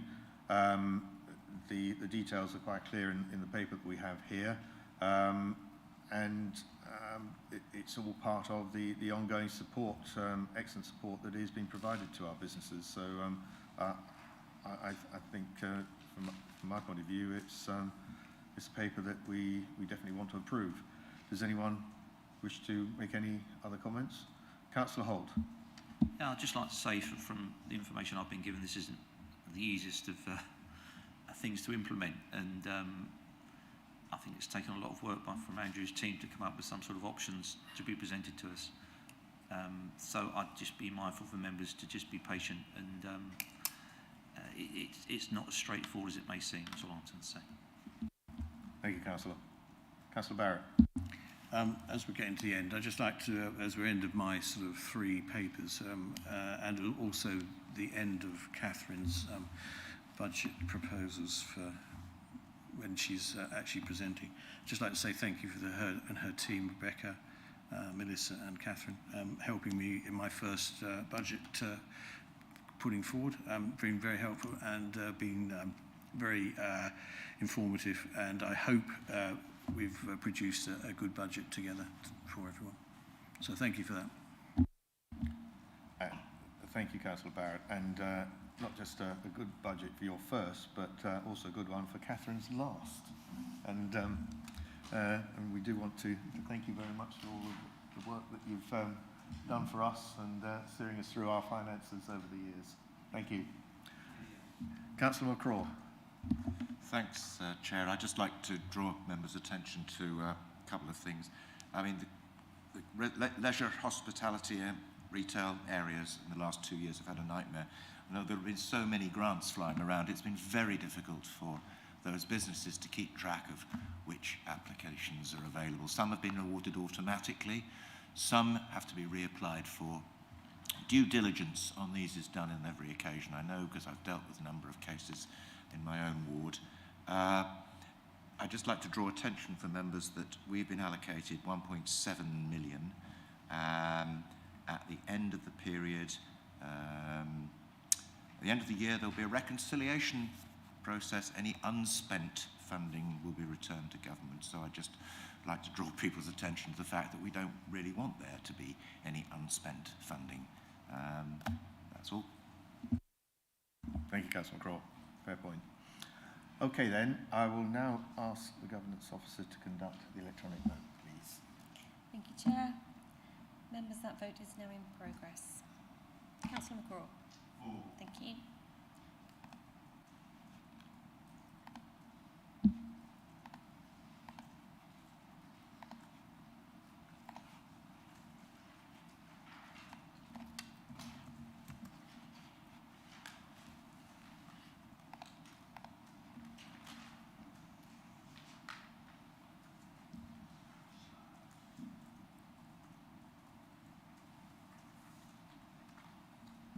Thank you, members. Chair, that's 10 votes for. Thanks, Claire. Moving on, item 11, paper BCA 2138, the accommodation and agile strategy relating to Endeavour House. I'll now invite the Cabinet Member for Assets and Investments to introduce this report. Councillor Busby. Thank you, Chair. I'm pleased to be presenting this report today as part of our journey to deliver truly collaborative, forward-looking workspaces for our staff and councillors to enable them to best serve our communities and residents. Working through the last 2 years has taught us many things. The officer and councillor working groups have considered the best ways of working and the way to maximise the use of our working space. In addition, our staff survey showed that 70% of staff believed they could be most effective by working in a hybrid way, coming into the office for no more than 3 days per week to collaborate with colleagues and partners for their own well-being.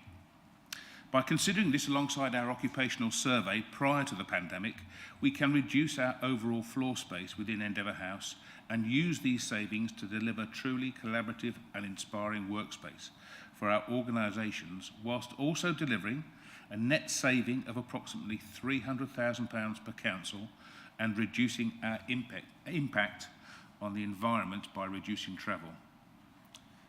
This project will deliver a creative, flexible working space for staff and councillors as we return to more face-to-face working. Of course, it will bring new challenges in managing time and availability. We recognise that things have not been perfect over the last 2 years, where we have been working more remotely than we would prefer. So alongside flexibility must come some discipline and regularity. A free-for-all will not work for councillors or residents. Not everyone can or would want to opt to work from home on a Monday and Friday, for example. However, it is important that we look forward and deliver the most suitable workspace for our people as they continue to work hard for our residents, whether that is in the office, from home, or across our districts. I'm excited to see this vision being delivered and to see how this supports and transforms our organisations as we continue to focus on serving our residents. You've got the recommendations on the paper. I'll propose those. Thank you. Thank you, Councillor Busby. May I have a seconder, please? I'd be happy to second this. So, questions from councillors. Anyone have any questions for Councillor Busby?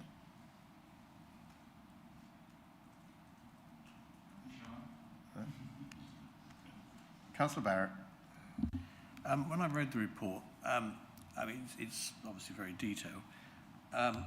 What I was slightly concerned about is the fact that the report is just looking at, and we're only looking at square footage, but actually it's deeper than that, isn't it? Because it's actually looking at the way the council operates. And I wonder whether that came across in the report quite enough. I mean, it's literally just desks, nice area. What about the staff? There's not enough touchy-feely in it, which is a bit unusual for a Babergh report.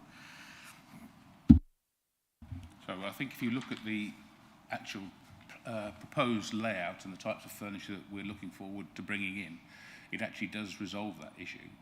They aren't just desks. There are places, there are all kinds of a variety of working spaces and collaborative areas so that people can get together in informal meetings and formal meetings.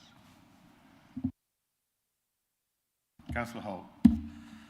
I've got grave concerns about this, I have to say. I just feel that as an organisation we are going down a path that members haven't had time to discuss or debate. I really do think this is something that should have gone to full council for all members to discuss. I'm not particularly at ease with the number of desks that will be available for the amount of staff that we have. I'm not at ease with this presumption that it's better for the well-being to be working from home. I think as an organisation we need to set ourselves apart. We are unique in what we are, and I believe teamwork is key to having an effective council, and our officers work in teams. Previously going into Endeavour House prior pandemic, if you walked into the planning team, you would have a group of planners there, you would have a group of housing officers there. If you walked in the housing team, they would look over one another's shoulder, talk to their colleagues, discuss certain issues with potential cases they had.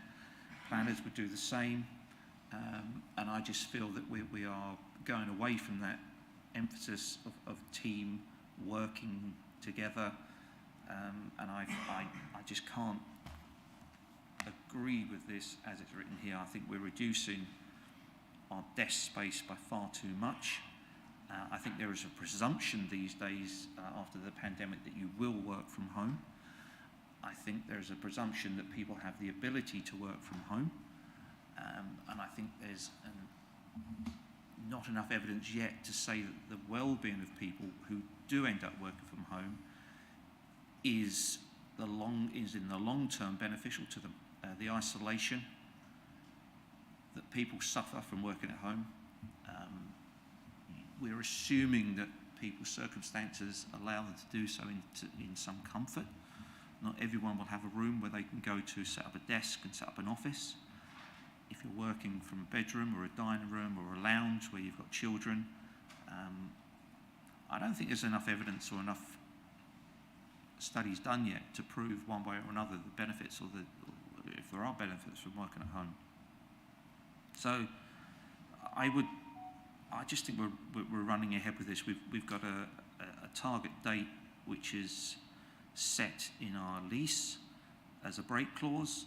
I think to carry out this type of work over a pandemic has perhaps presented some falsehoods in the way that officers want to work in the future. I just feel as members, we are running a business.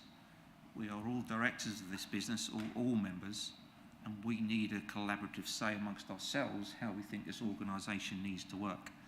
And obviously Arthur is the head of service and he then implements that. And I just feel that this is coming far too soon. And I do have concerns as to say how this will affect the organisation going forward. And that's all I want to say at the moment. Okay, thank you, Councillor Holt. Councillor Malvisi and then Councillor Davis. If these are, I know Councillor Holt moved into debate, but we are still in questions. So is this a question? No. If it's debate, then we'll wait. My question is, I believe there's a staff survey recently completed or about to be completed. Was that included in this paper, or were the results of that included? Councillor Busby, do you have an answer to that? Or Emily? Good afternoon. So there have been a number of surveys undertaken. So the first one was undertaken in October 2019 before the pandemic. And that was a physical survey to see which desks were being used within the building, and was quite fortuitous, I suppose, in terms of timing. The subsequent surveys have been held with staff members to see what kinds of working practices they would like to engage in moving forward.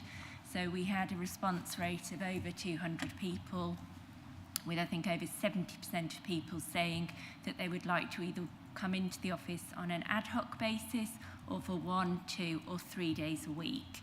So, and the majority of respondents said the reasons they wanted to come into the office were to collaborate and for their well-being.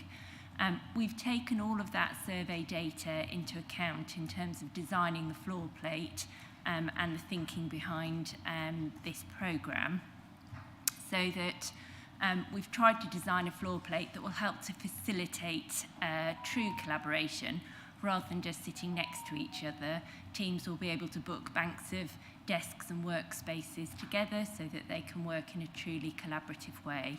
And we've tried to design a space that will be that will encourage people to come back into the office, having spent the last couple of years working in a sort of remote manner. So that's the sort of ethos behind the programme, to try to encourage people back in and to provide the kind of spaces that we really need in order to be able to work effectively in a collaborative way, rather than it just being banks of desks, which are very traditional sort of office layouts and don't necessarily promote collaborative working in the ways that we would like to work moving forward. Thank you, Emily. Councillor Barrett. Emily, could you just confirm, so the illustrate or the site plan, gold floor 1, is that the only space that will be in this building that would be exclusively for us? Thank you. So yes, the intention is to reduce from, we have the gold floor plate and the lime floor plates currently. We have around about 260 working spaces if you include the meeting rooms within our floor plates.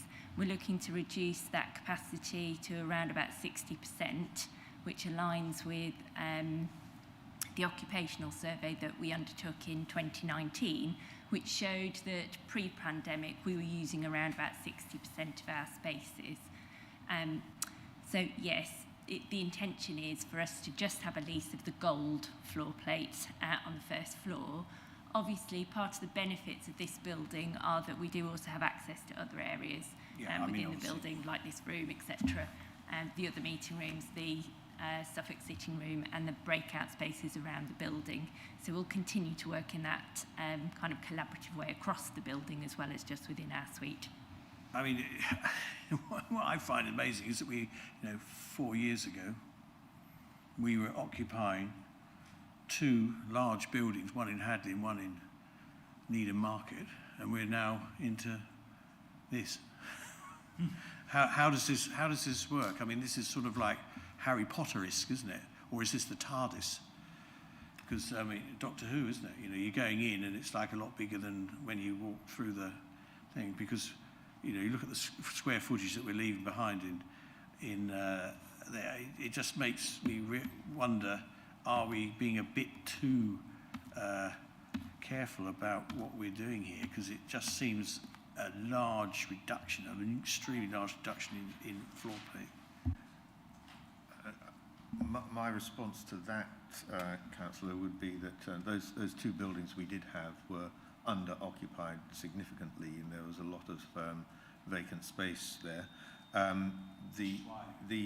Although we are losing 1 of 2 floor plates here, we're using the remaining floor plate far more efficiently, and the actual number of workspaces in that floor plate is greater than it currently is. So we're not actually losing an equivalent of 1 floor plate's worth of space in terms of actual capacity for individuals to work there. As you've heard, it is all evidence-based. It's based on staff working practices, how they've changed, and they always change. I'll come back to that in debate. Are there any other questions before we go to debate? I've got Councillor Busby, and then Councillor McCraw, then Councillor Holt. Chair, mine's not a question. It's in relation to Councillor Barrett's point. You've asked all of the directors to cut the padding out of the budgets and go with what we think we're going to use, and that's what we've done. You can't have it both ways. No, I'm not questioning whether I'm just more concerned that the amount that we had, and compared to what we're looking to go to, that is very small. Bearing in mind we had 2 large buildings, staffed, albeit you could never find anyone because they're obviously clearly lost in the buildings. We'd certainly find them here, won't we? The other problem about the original 2 buildings, that some of the time you couldn't find people, is because they were in the other building and 16 miles away. No, they were on journey most of the time. Or travelling between the 2, which is highly inefficient. We don't want to see that again. Councillor McCraw. Thank you, Chair. I wondered how much, given the speed with which this has been brought to everybody's attention, how much of this has been predicated, the decision-making process, by the March 2022 break clause? Because it appears to me that's the reason for is the speed. Would it be possible, and when would the changes actually be implemented? After or before March 2022, presumably? And then would it be possible, given the time frame we have before us, for this, if it were the will of the Cabinet, to take it to Council for them to have a look at? Is there time for that to happen? I've got some observations about the layout, but that can wait till debate. Councillor Busby, do you wish to respond to any of those? Well, Emily can kick off, I think. Yeah, so just in terms of timing, so this is certainly something that we haven't rushed through quickly to meet that break date. We started looking at the accommodation strategy at the beginning of the pandemic, actually. We recognised that this was a time of change, and we needed to assess how things were changing throughout that period. So we first looked at the principles of that review in, I think it was summer 2020. So certainly something that hasn't been rushed through, and there's been a lot of engagement with staff and also with councillors through the different working groups.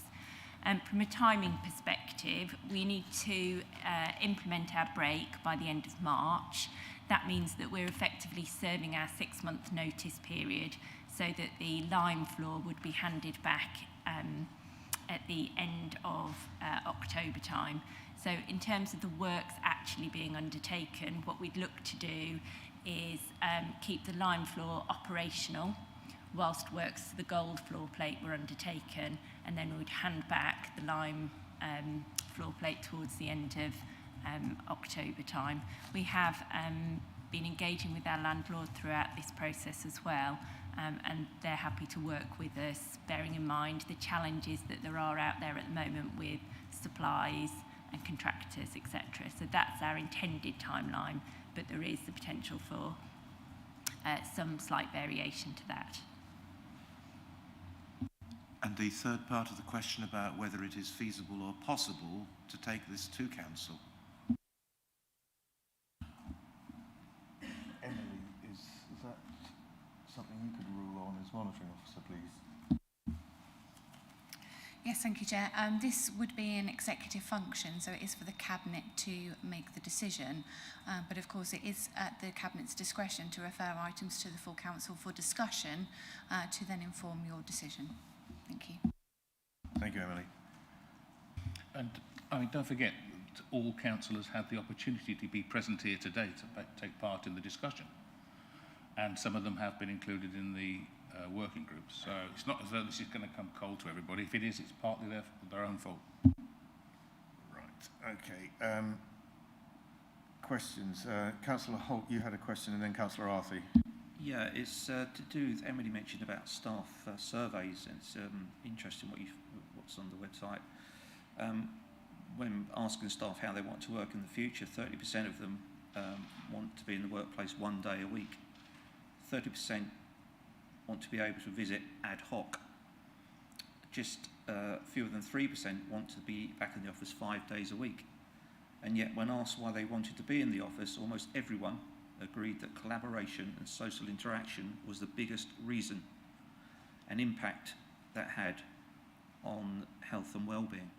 So one almost contradicts the other to a certain extent. People want to be in the office for their health and well-being, and yet 1 day a week, how are you going to get them to working together in a collaborative way when it's good for their health and well-being and social interaction if you've got such small numbers in from various different teams?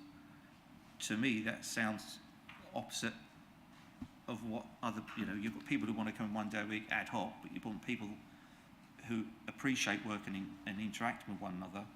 It doesn't quite marry up to me, and I just think, is this data, which is 221 responses, is this really the 63% that it's referring to? Is it really a reflection of how our staff are feeling about this move, potential move?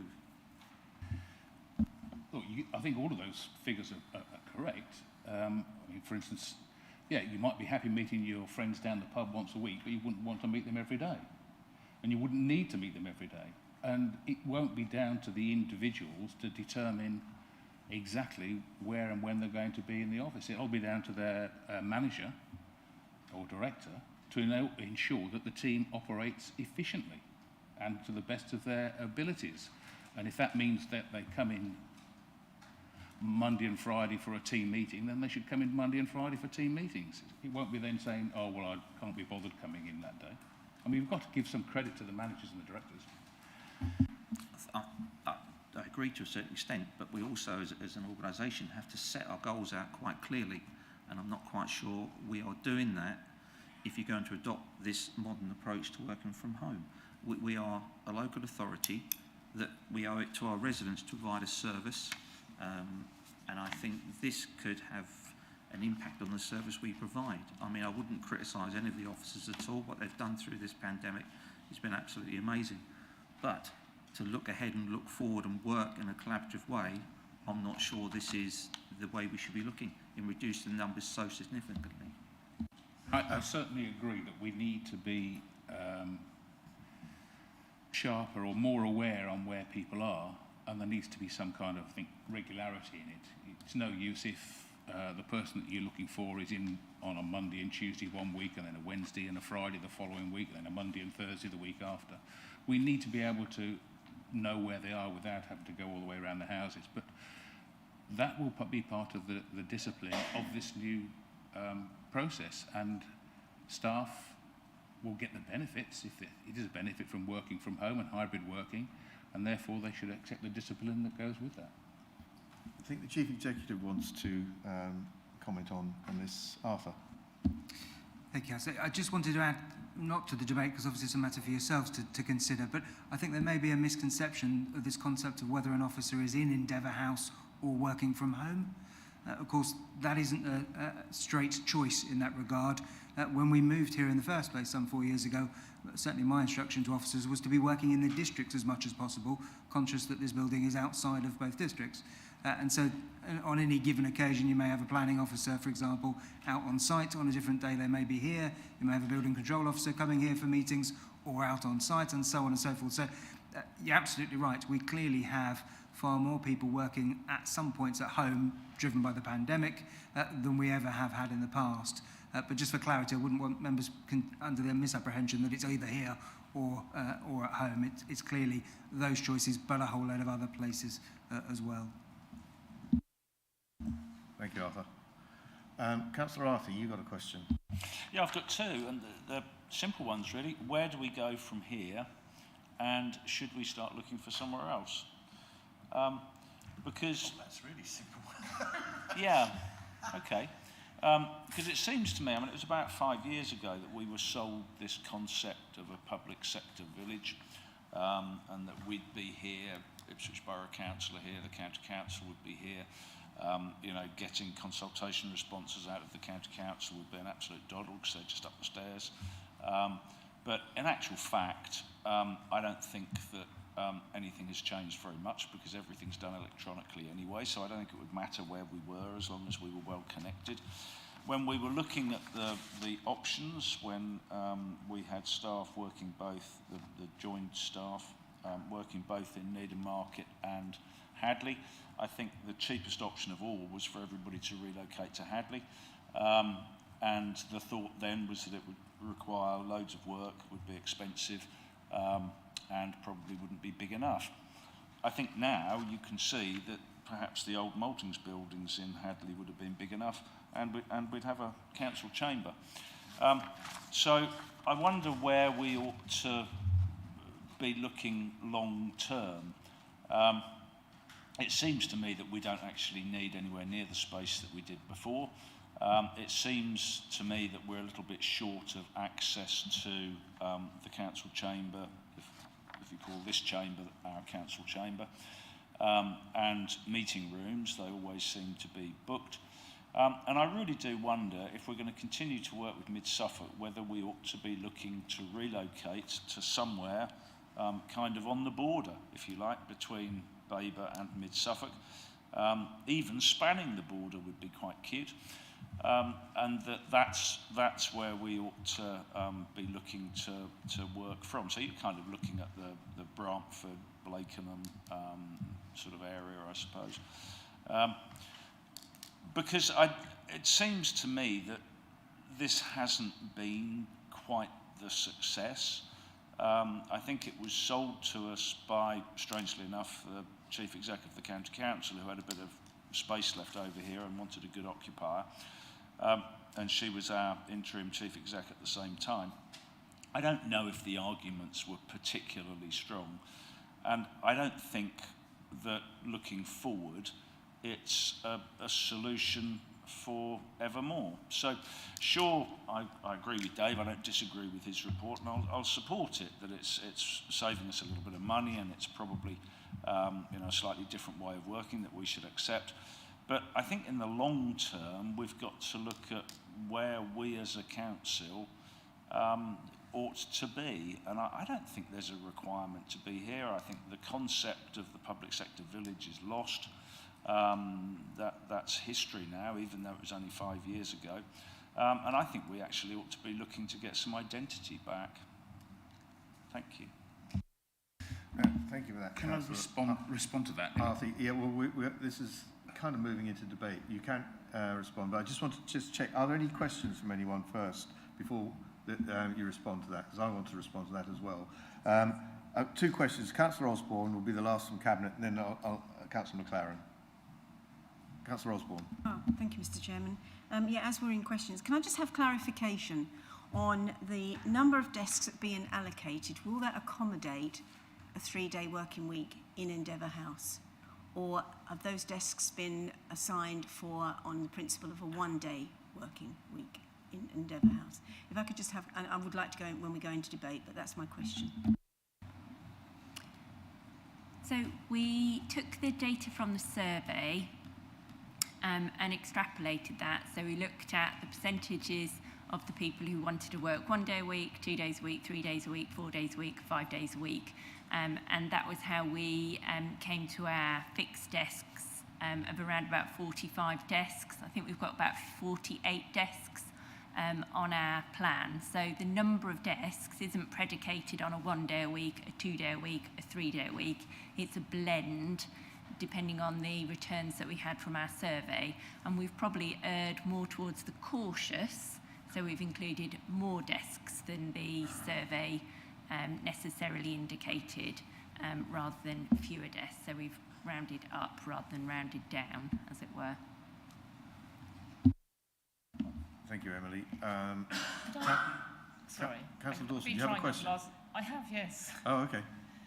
What I've been trying to ask is if, and I concur with many of the things Clive is saying and Michael Holt, but if here there was, which I believe there should be a minimum 3 days, if not 4 days. I mean, we're a service industry, and I think the idea that people want to spend 1 day here is just a nonsense. But if this was 3 or 4 days, taking into account how you've done the analysis, how would this then look then? How many desks? You know, you've got to, the reality is if there's 212 people, if they're coming in 3 to 4 days, this would look very different, wouldn't it? And that's really where we should be. So I think we have to look at how we have worked since we've been in Endeavour House. So we have had an agile approach to working since we've been in Endeavour House.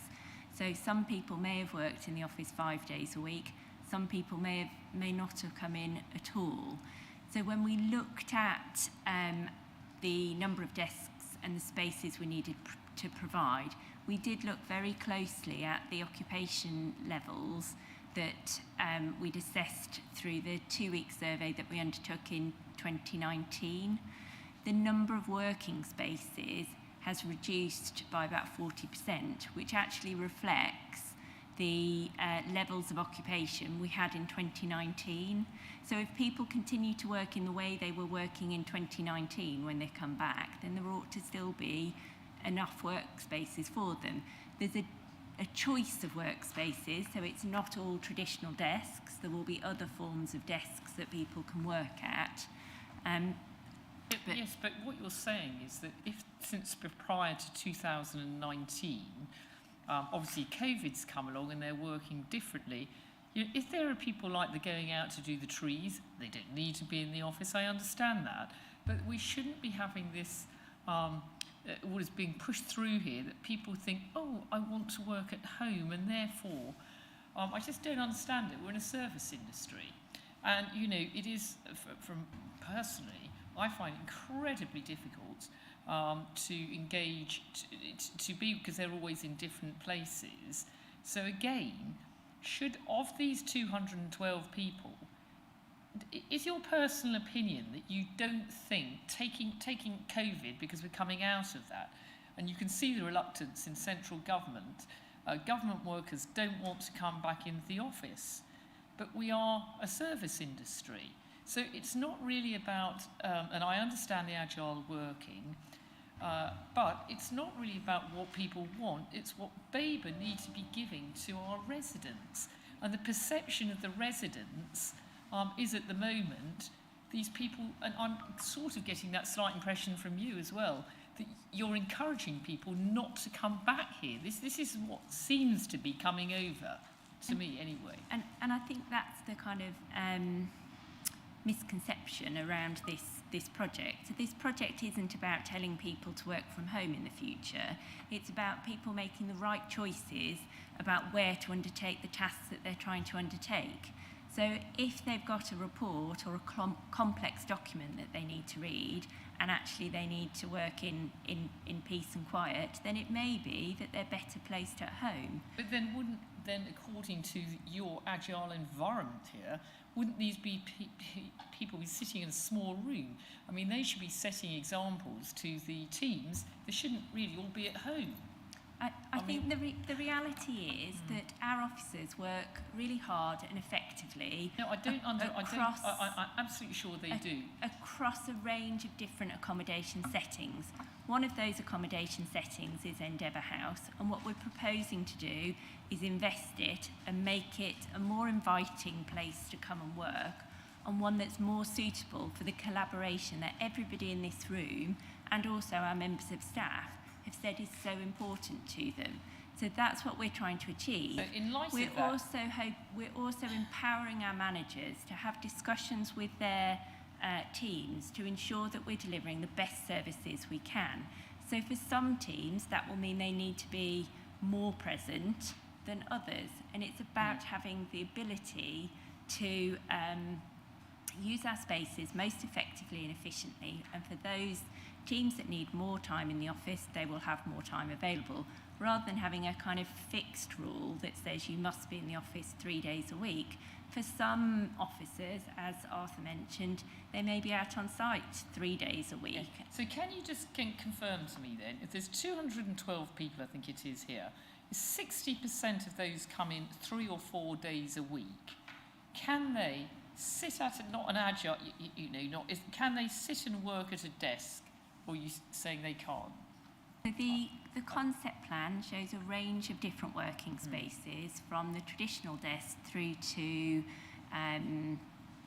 some of the sort of quieter spaces. But you've actually got 48 desks here, I think it is. Those yes, are that's actually right. seated desks. So that says to me, any one time, if someone wants to, 48 people can actually sit and work at a desk. Now, if you've got 212 people, that means there's really only seating, proper seating, for 25% of people, and we have to assume then that the other 35, 40% that might be coming all will be working agile. The other workspaces are still workspaces, so I think we shouldn't think you can only work from a traditional desk. Some of the agile spaces, collaboration spaces that are included within the floor plate are meant to actually help teams work better together. So over the prior to the pandemic, people would come into the office and sit wherever there was a space. We're looking to actually try to make collaboration easier, so that whether it's service teams or project teams, they can book a bank of desks together or a group of desks together. They may also be more inward facing rather than in a straight line, which is our, the formation of our traditional desks. So I certainly wouldn't say that the concept plan only allows for 48 people to be working. We'd expect to see a much higher number of people working. Equally, we're not saying that every single chair within the building will be fully occupied. There will be spaces that are kind of transition spaces where people do pop and have a quick meeting for 5 or 10 minutes, or they touch down at a space in between a formal meeting, okay, etc. thank you. I was just wondering, and it just follows on from some of the concepts introduced by Councillor Dawson, and it's about practical arrangements. And I think it's perfectly reasonable to ask questions about practical arrangements. So we've got 48 hot desks, which is a sort of classic thing we think of as a desk in that layout. And I have to confess, I find the ones we have at the moment, they are a little bit intimidating as they are. We have 68 places in what's called the agile working environment, which is, I'm sort of trying to work out exactly where the agility comes in. 46 in meeting spaces. Now, I understand what a meeting space is. It's an enclosed room, and I do like the fact that soundproofing will be provided with this potential proposal. But I'm just wondering, out of those positions all being heard, we have to also to remember that there are going to be occasionally us councillors are going to come into the meetings and the offices, and we might want to use some of the meeting rooms. So has that been taken into account? And of course, everything is a movable feast. You know, we've got the breakout areas, we've got all that sort of stuff. It's not as though we are confined to our own little ghetto. At least I hope not. So my questions really are about these practical arrangements. In all the spaces, the 48, the 68 and the 46, will all the services be available to make them useful working spaces? In relation to the meeting rooms, again, we looked at meeting room usage during the same period of time that we assessed desk usage. And again, that showed that around about 60% of our room capacity was being used. So that was based on bookings, not based on staff numbers. So that would have included any bookings that councillors had made within those spaces as well, which in reality was possibly through members of staff in any event. So yes, that 60% usage of room booking capacity considers everybody, not just staff, it is also councillors. And there will be a range of different opportunities and ways of working across the floor plate to meet the needs of both staff and councillors, including providing, as you mentioned, the soundproof meeting rooms. We've looked to increase the capacity and size of some of the meeting rooms, so we've removed some of the smaller rooms that were a little bit more restricted in use, and actually replace those with some larger capacity rooms, which will be more flexible, because obviously you can still have small meetings in those rooms, but you can't have large meetings in the smaller rooms. So I hope that helps just give a bit of clarity. Okay, thank you for that, Emily. I would like to just pause for a few minutes and suspend the meeting. Alicia, can you switch off the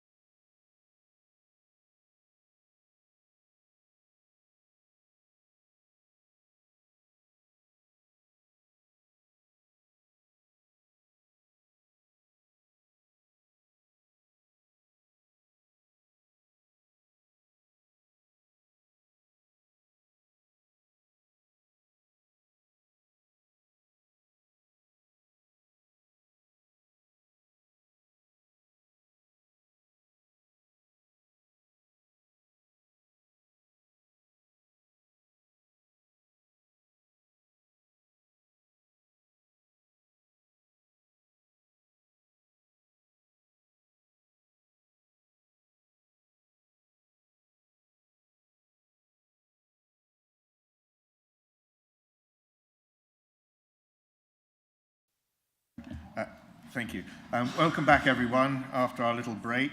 We're still in questions on this item, but there are only two other questions from other members of the council. I have a question from Councillor McLaren and also Councillor Melanie Barrett. So Councillor McLaren first. Thank you, Chair.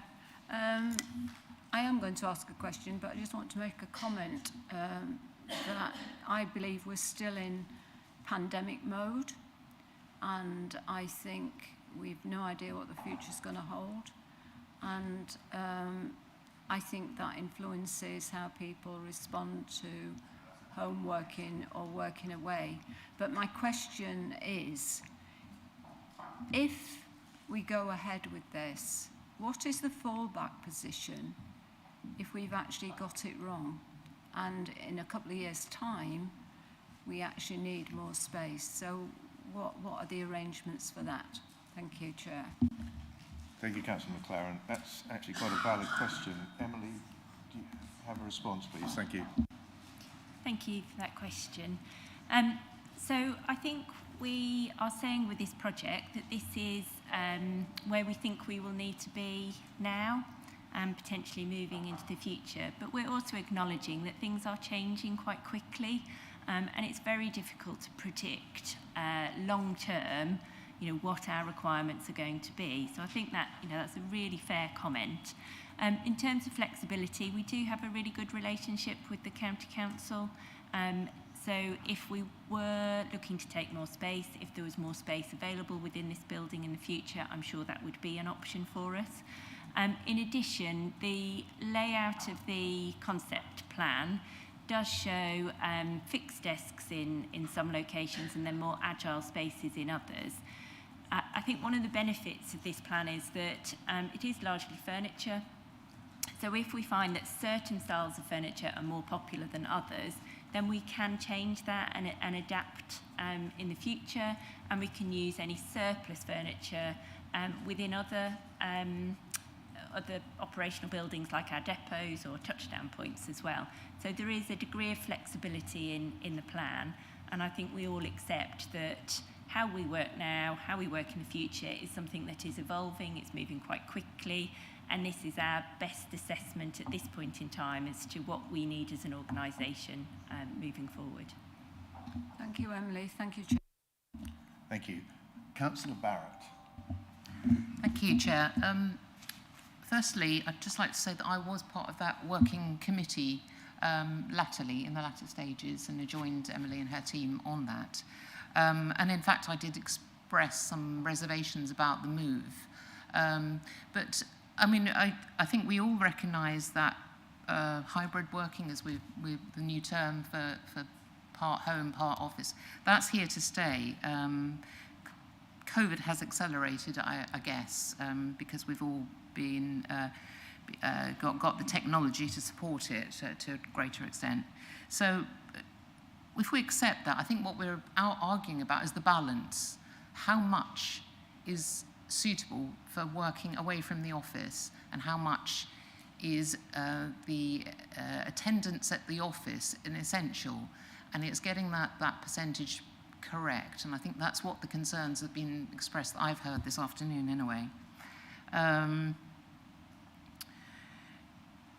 We know there's negative, there is some negative potentials for negative creeping in if we have too much home working. I've looked at a lot of studies. I'm able to access sort of professional sites to look at what the studies are finding, and they're identifying loss of opportunity for collaboration with colleagues, weakened work relationships affecting innovation, less opportunity to train on the job, lower profile of senior staff. I think that's quite an important one that doesn't get recognised very much. Isolation. So it and looking at the report also, I didn't think the report really addressed any of that. I mean, we're used to having our reports presented to us and having the risks and then the measures to sort of mitigate those risks. Now, the risks in this report were solely about the physical environment. Had we got it right on that those aspects, but not really about those aspects of impact on working relationships at work, that these areas that it's quite risky. If you lose that, it's quite a big risk to your organisation, because we know that organisations that with dispersed staff, where they can't be based in the same office, their communication suffers. They find it very difficult to communicate with all their staff, and it presents them a real challenge. And if you don't have good communication with your staff, then it's quite damaging. So I just think, I was pleased to hear Councillor Busby, you just spoke earlier about, did you say a maximum of 3 days, no more than 3 days a week? And I really wouldn't like to see it go below 3 days a week. And I know Emily has said some people have expressed sort of perhaps seeing themselves doing 1-2 days a week. But I think that over a long period is a different prospect to seeing it over a pandemic. It's still early stages to assess whether that has been totally successful or not. I don't think we know yet. And I believe that because during the pandemic, we had a lot of established staff who knew their colleagues, knew their work, didn't need the level of collaboration with their colleagues that newer members of staff who are joining you now and in the future, they won't benefit from that level of communication that your previous staff did. So I think that's a really essential thing to consider. So then that moves through to thinking about the number of desks. So 48 fixed desks is an incredible prospect. It's so low because I think as an organisation you would want to respect the individuals who wanted to be in the office 100%. There will be some more junior people, more people who live alone perhaps, people who suffer from feeling isolation. They will probably opt to be here 100%. So that takes out a certain amount of those 48 desks. So what might you be left with? I don't know whether you've been able to look at those figures. If that was 35 desks for your whole organisation. So looking at that scenario and looking also at the flexibility that takes away from you. So you've got 48 desks. Does that mean that when this team member comes in, can they sit with their other planning colleagues, or are all those desks, is that not possible? Because there's a lack of flexibility with just 48. Also, if an officer is not due to come in that day, you talked about a structured approach to it, not being just a free-for-all. If that person is not due, but something at work comes up and it means that they need to be in the office, can they? Or are they going to find it really struggle to find a working space? So I think that gives quite an inflexible situation with just 48 desks. So I think on the number of days is essential to establish what your minimum is before it really impacts on your working and the split of desks. As Councillor McLaren has alluded to, well, what in the future if we find that we've got it a bit wrong, the split is too much to the collaborative? Well, we've already committed to those desks, so that's quite an expense. And I was surprised to see 500,000 allocated. That's a lot of money. That seems like a lot to gamble on this when we're still just coming out of this period where home working has been a bit of an experiment that we've had to adopt.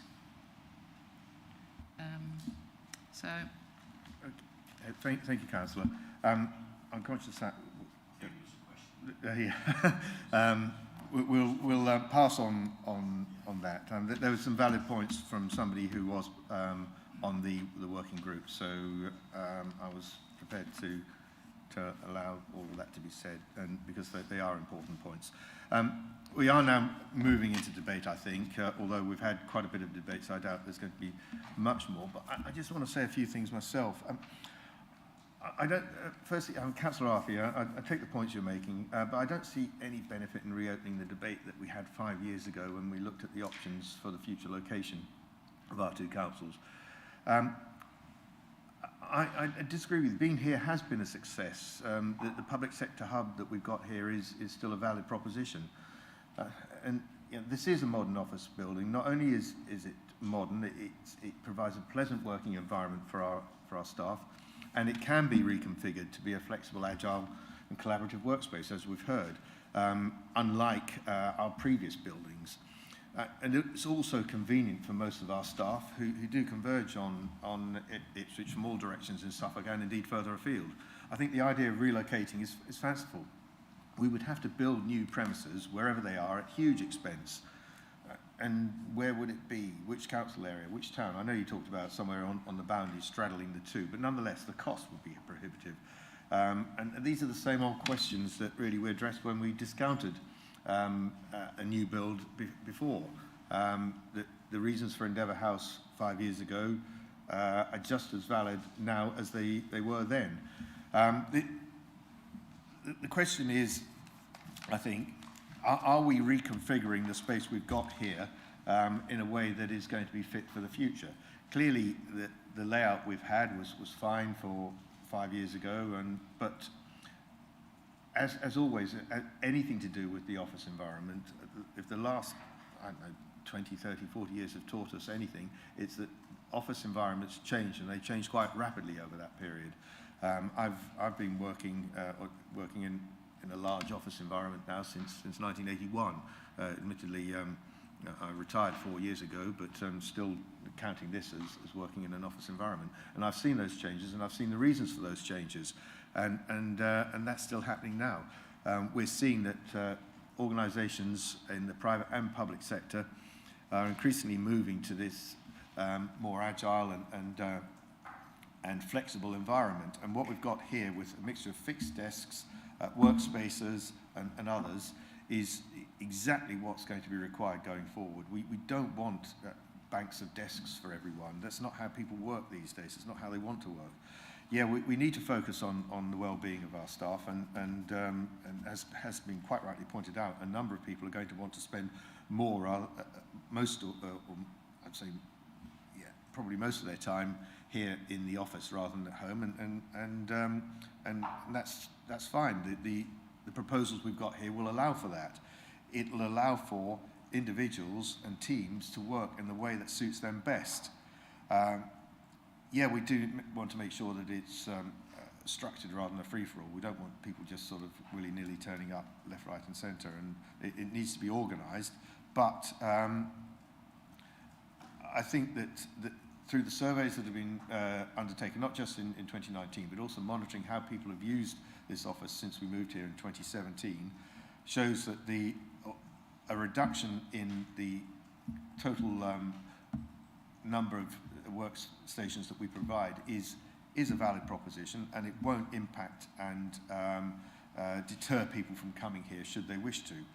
And we are providing that mix of different kinds of work environment that increasingly is going to be required. So I think that the proposals we have here have been thought through. They are evidence-based, and we just need to show that it will work. And you have heard that should we find, in response to Councillor McLaren's question, should we find that in a year's time we do need some additional space, then that can probably be negotiated with the County Council, and I don't see no reason why not.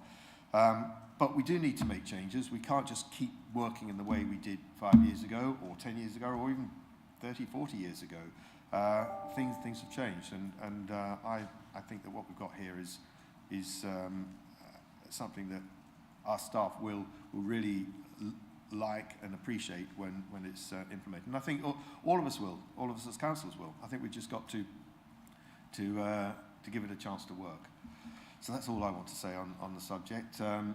Councillor Davis. Thank you. Yeah, I think the first thing I'll say, which I wasn't going to, but you brought it up as well.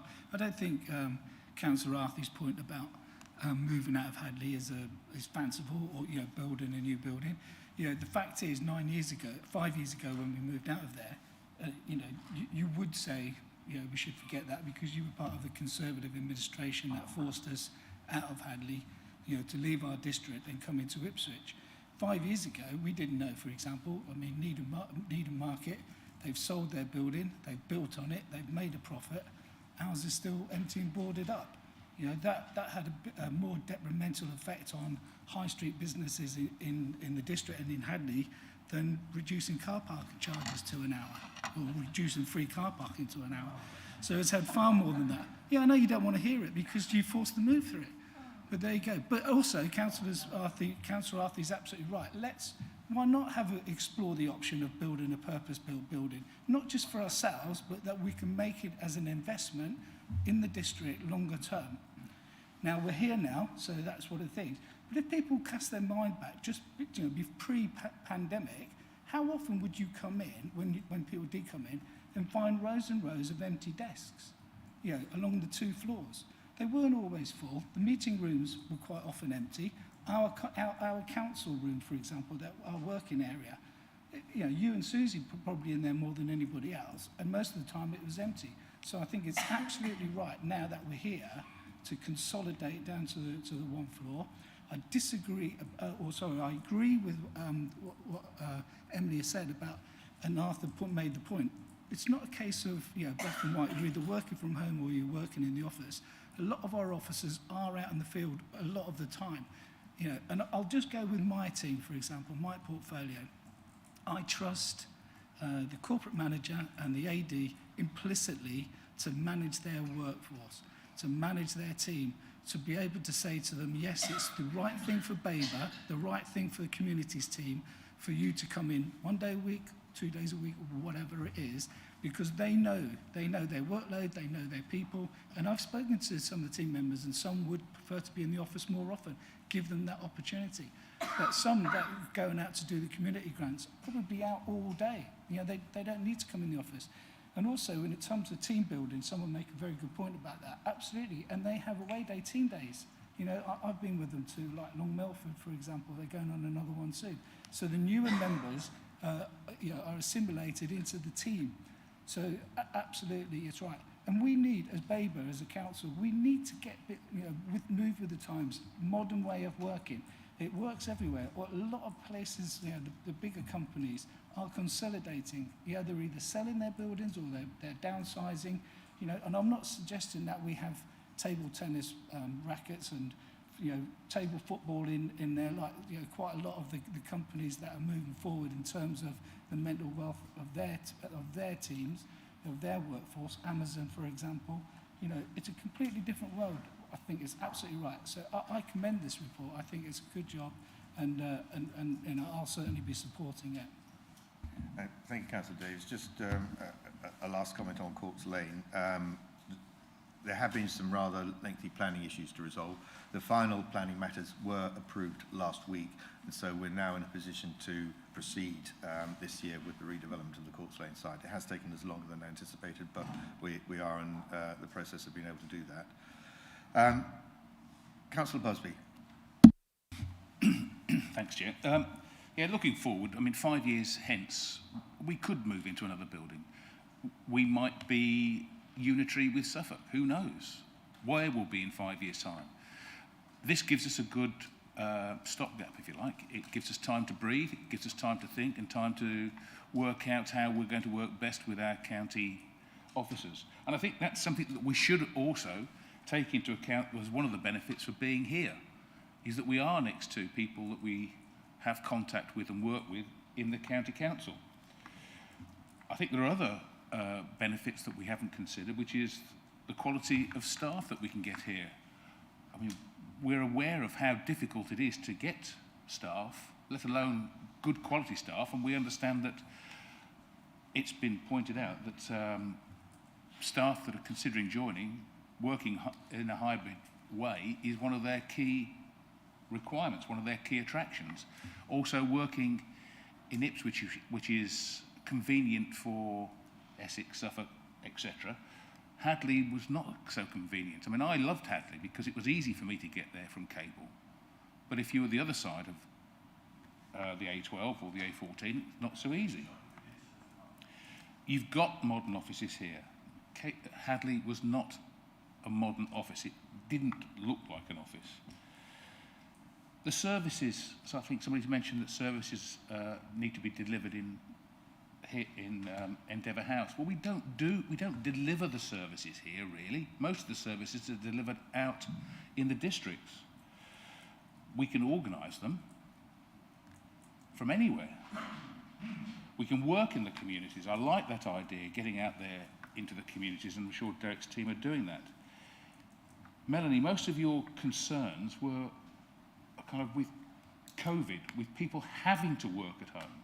They were forced to work at home. They felt isolated. We're not suggesting that at all. All of the issues that you brought up could be dealt with by people working in a part-time basis here in the office, in a part-time basis at home, or a part-time basis out in the community. You know, if people, youngsters, feel as though they need to be in 3 or 4 days a week or 5 days a week in their early times, then they can do that. If they need to be in to have a team meeting, they can do that. There's nothing wrong with this. It also isn't 48 desks. That's 48 particular spaces, but there are significantly other workstations. The other 70-odd workstations aren't there for people to sit and drink tea and have a chat. They're there for people to work. Just a different type of work. So if we look at the offices that SIFCO have, how many of those are we having to refurbish in this manner? Because it makes them more attractive to lease out. This is the way, this is going to be what offices of the future will look like. Just we're getting in at the ground floor. Nothing wrong with that. If we've got the numbers slightly wrong and we find that people do want to be in 5 days a week on a regular basis, we can find more space in the building. We can adapt. The furniture isn't fixed, it can be adapted. All we're saying here is this is the first step into working in the future, not in the past. Let's not get hung up with the way that things used to be in Hadley 5 years, 10 years ago. Come on, we're better than that. Thank you, Councillor Busby. Yeah, this is the 2020s, and we need to provide the space that's required now and moving forward. Councillor Mavisi. Thank you very much, Chairman.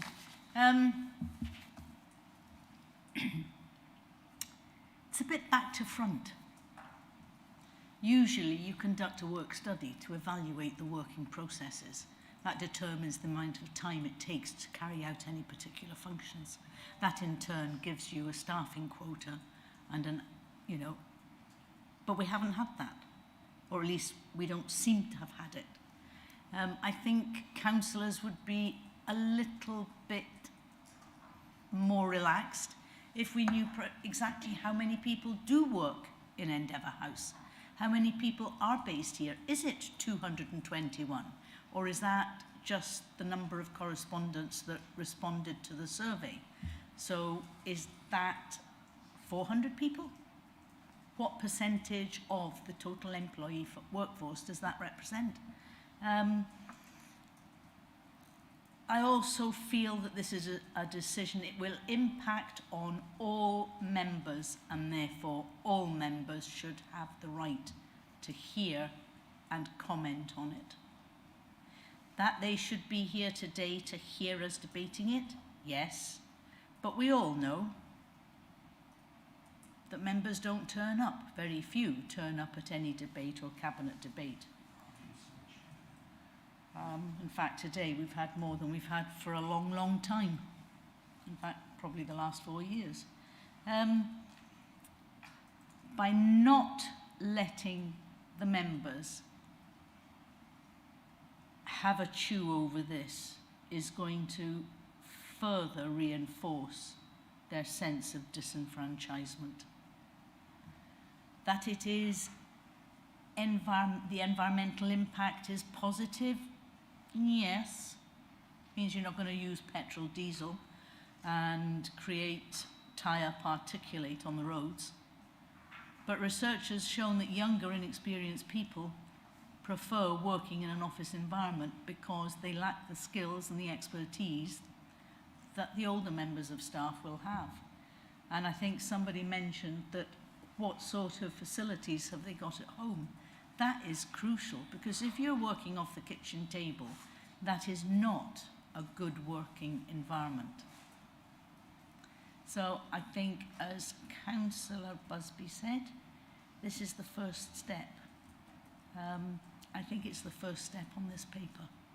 I think it needs to go back to the drawing board and pick up the steer from various members of the Cabinet and put together something that we can present to members, because it affects all of us. It's not, although it may be an executive decision, as Emily has said, it affects everybody that is connected to Babergh and Mid-Suffolk Council. Thank you.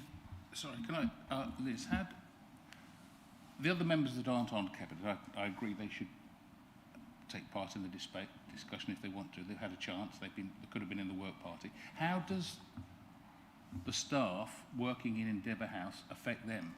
If they don't come to Endeavour House, apart from council meetings, why does it affect them? Where the staff are working, they can do their job just as effectively from home or out in the community. They're trained up on IT, but we all know that we often get, I'm out of the office, and you don't know when they're coming back. So what's the difference between if they're working in the Endeavour office, House? somebody will be supervising them to see that they've actually done an out of office. I think you're living in the 1950s if you think people are supervising along those kind of lines. No, because it's an issue that needs to be addressed. Okay, Councillor Mavisi, I think we've all taken on board some of your comments. I personally don't agree. I think that what we're proposing here is going to be a lot more flexible and a lot more accommodating than I think many of us here fear. We're not forcing people not to come into the office. We're not making it more difficult for member officer interaction at all. What we're doing is providing a balanced work environment that's going to suit people in the different ways they work. They don't all work in the same way 5 days a week now. And they need this flexibility, and quite rightly so. It'll improve the efficiency and the ability of our officers to do the jobs that our residents require. I think we are pretty much coming to the end of this debate. Councillor McCraw, you've got your hand up, so I'll move to you as the last person before we go to the vote. I've listened to everybody on this, and I've read the papers and thought about them over and over again, and I've worked in a number of environments, more traditional types, less traditional types, and I'm torn. I really am. I'm torn right down the middle. I can see advantages in this. I think it would be an improvements in the facilities that we would actually have available. I have found it irritating we didn't have soundproof rooms at times. I think that was a bit of a mistake, in all honesty. I'm worried, I'm concerned, obviously, the use of the spaces, 48, 68 and 46, but 162, I suppose, is actually a pretty decent number. And I just wandered through the building coming up here, and it's just deserted at the moment. I would wonder, are we providing support for officers working from home, particularly in terms of making sure that they've got, shall I say, comfortable working environments, chairs and all those things? But as far as implementing this and making the decision, that is the job, whether we like it or not. We are the Cabinet. It is an executive decision. And I can see the advantage of members being able to discuss it and consider it, but as it has been pointed out, a working group was involved in the first place. So that's been covered, and it's gone into the report, so some members must be aware of this. There is a mechanism, if members of the council don't like the decision, for them to call it in. And that's what they can do with an executive decision. You might not want to hear that, but that happens to be the case. So effectively, we have to make the decision. And then we have to make the decision, and we have to be ready to implement by March 2022.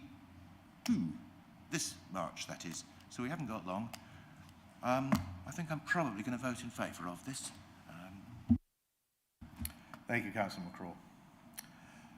Okay, everyone. I think we've had quite a full and frank debate on this item. And I think it's time now that we move to the vote. So, Claire, can you conduct the vote, please? Thank you, Chair. Members, that vote is now in progress in your app. Councillor McCraw. 4. Thank you.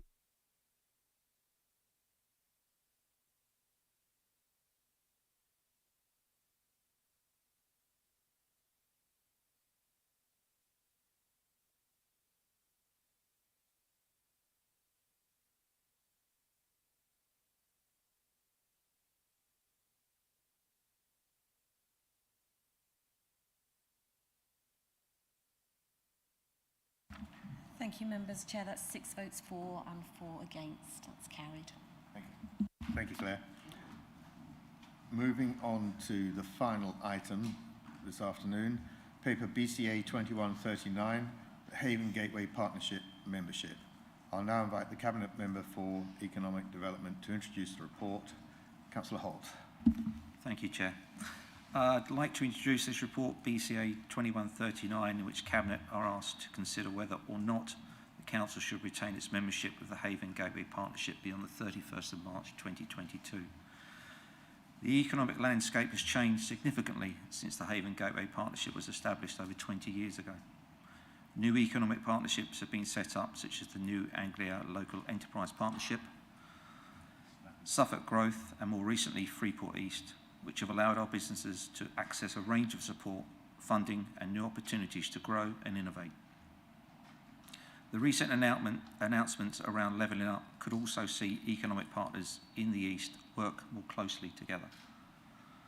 Whilst I am pleased our Council has been part of the notable successes of the Haven Gateway Partnership, at a time when resources need even more scrutiny, it has been appropriate to review the future of the partnership alongside some of the other important cross-border priorities and collaborations.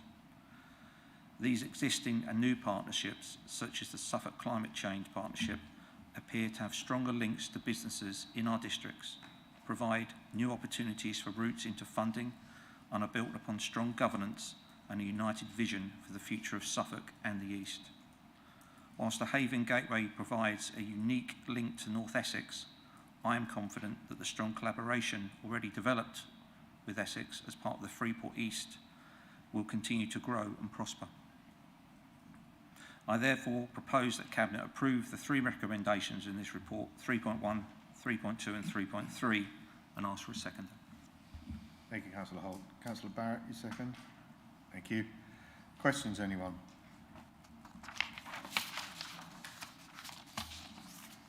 Okay, no questions from the Cabinet. Councillor McLaren, do you have any questions? No, thank you, Chair. Right. Moving into debate, does anyone wish to say anything about this? From my point of view, the report is quite clear. We've discussed this quite a bit in the past. Councillor Holt's introduction explains the rationale behind the recommendations. Councillor Busby. Just a quick couple of questions, really. One is how much has it cost us, and therefore how much will we save on an annual basis? And have there been any particular notable successes for Babergh? Well, £7,000 per annum is the cost to the Council. And successes, certainly Haven Gateway were very strong in support of the Sudbury bypass proposal. Unfortunately, it didn't come forward, but they did give us a lot of support in coming forward with that proposal. Thank you, Councillor Holt. Okay then, Councillor McCraw. Just draw everybody's attention to 4.13, which sees virtually everybody else withdrawing from the partnership, and since those people would be the people that we would be working mostly in partnership with, and they don't want to, I can't see that we should. Thank you for that, Councillor McCraw. And I think also, I noted in 4.3 is the comment about possible devolution. And of course, as we all know, since this paper was drafted, the county deal for Suffolk has been confirmed by government, and we're now going to embark on negotiations with government over the potential for devolving powers to the county. That doesn't get in the way of any further collaboration and work with our Essex colleagues, but clearly the focus for Suffolk is going to be on that county deal. Okay, in which case I think we'll move to the vote. Claire, please. Thank you, Chair. Members, that vote is now in progress. Councillor McCraw? In favour. Thank you.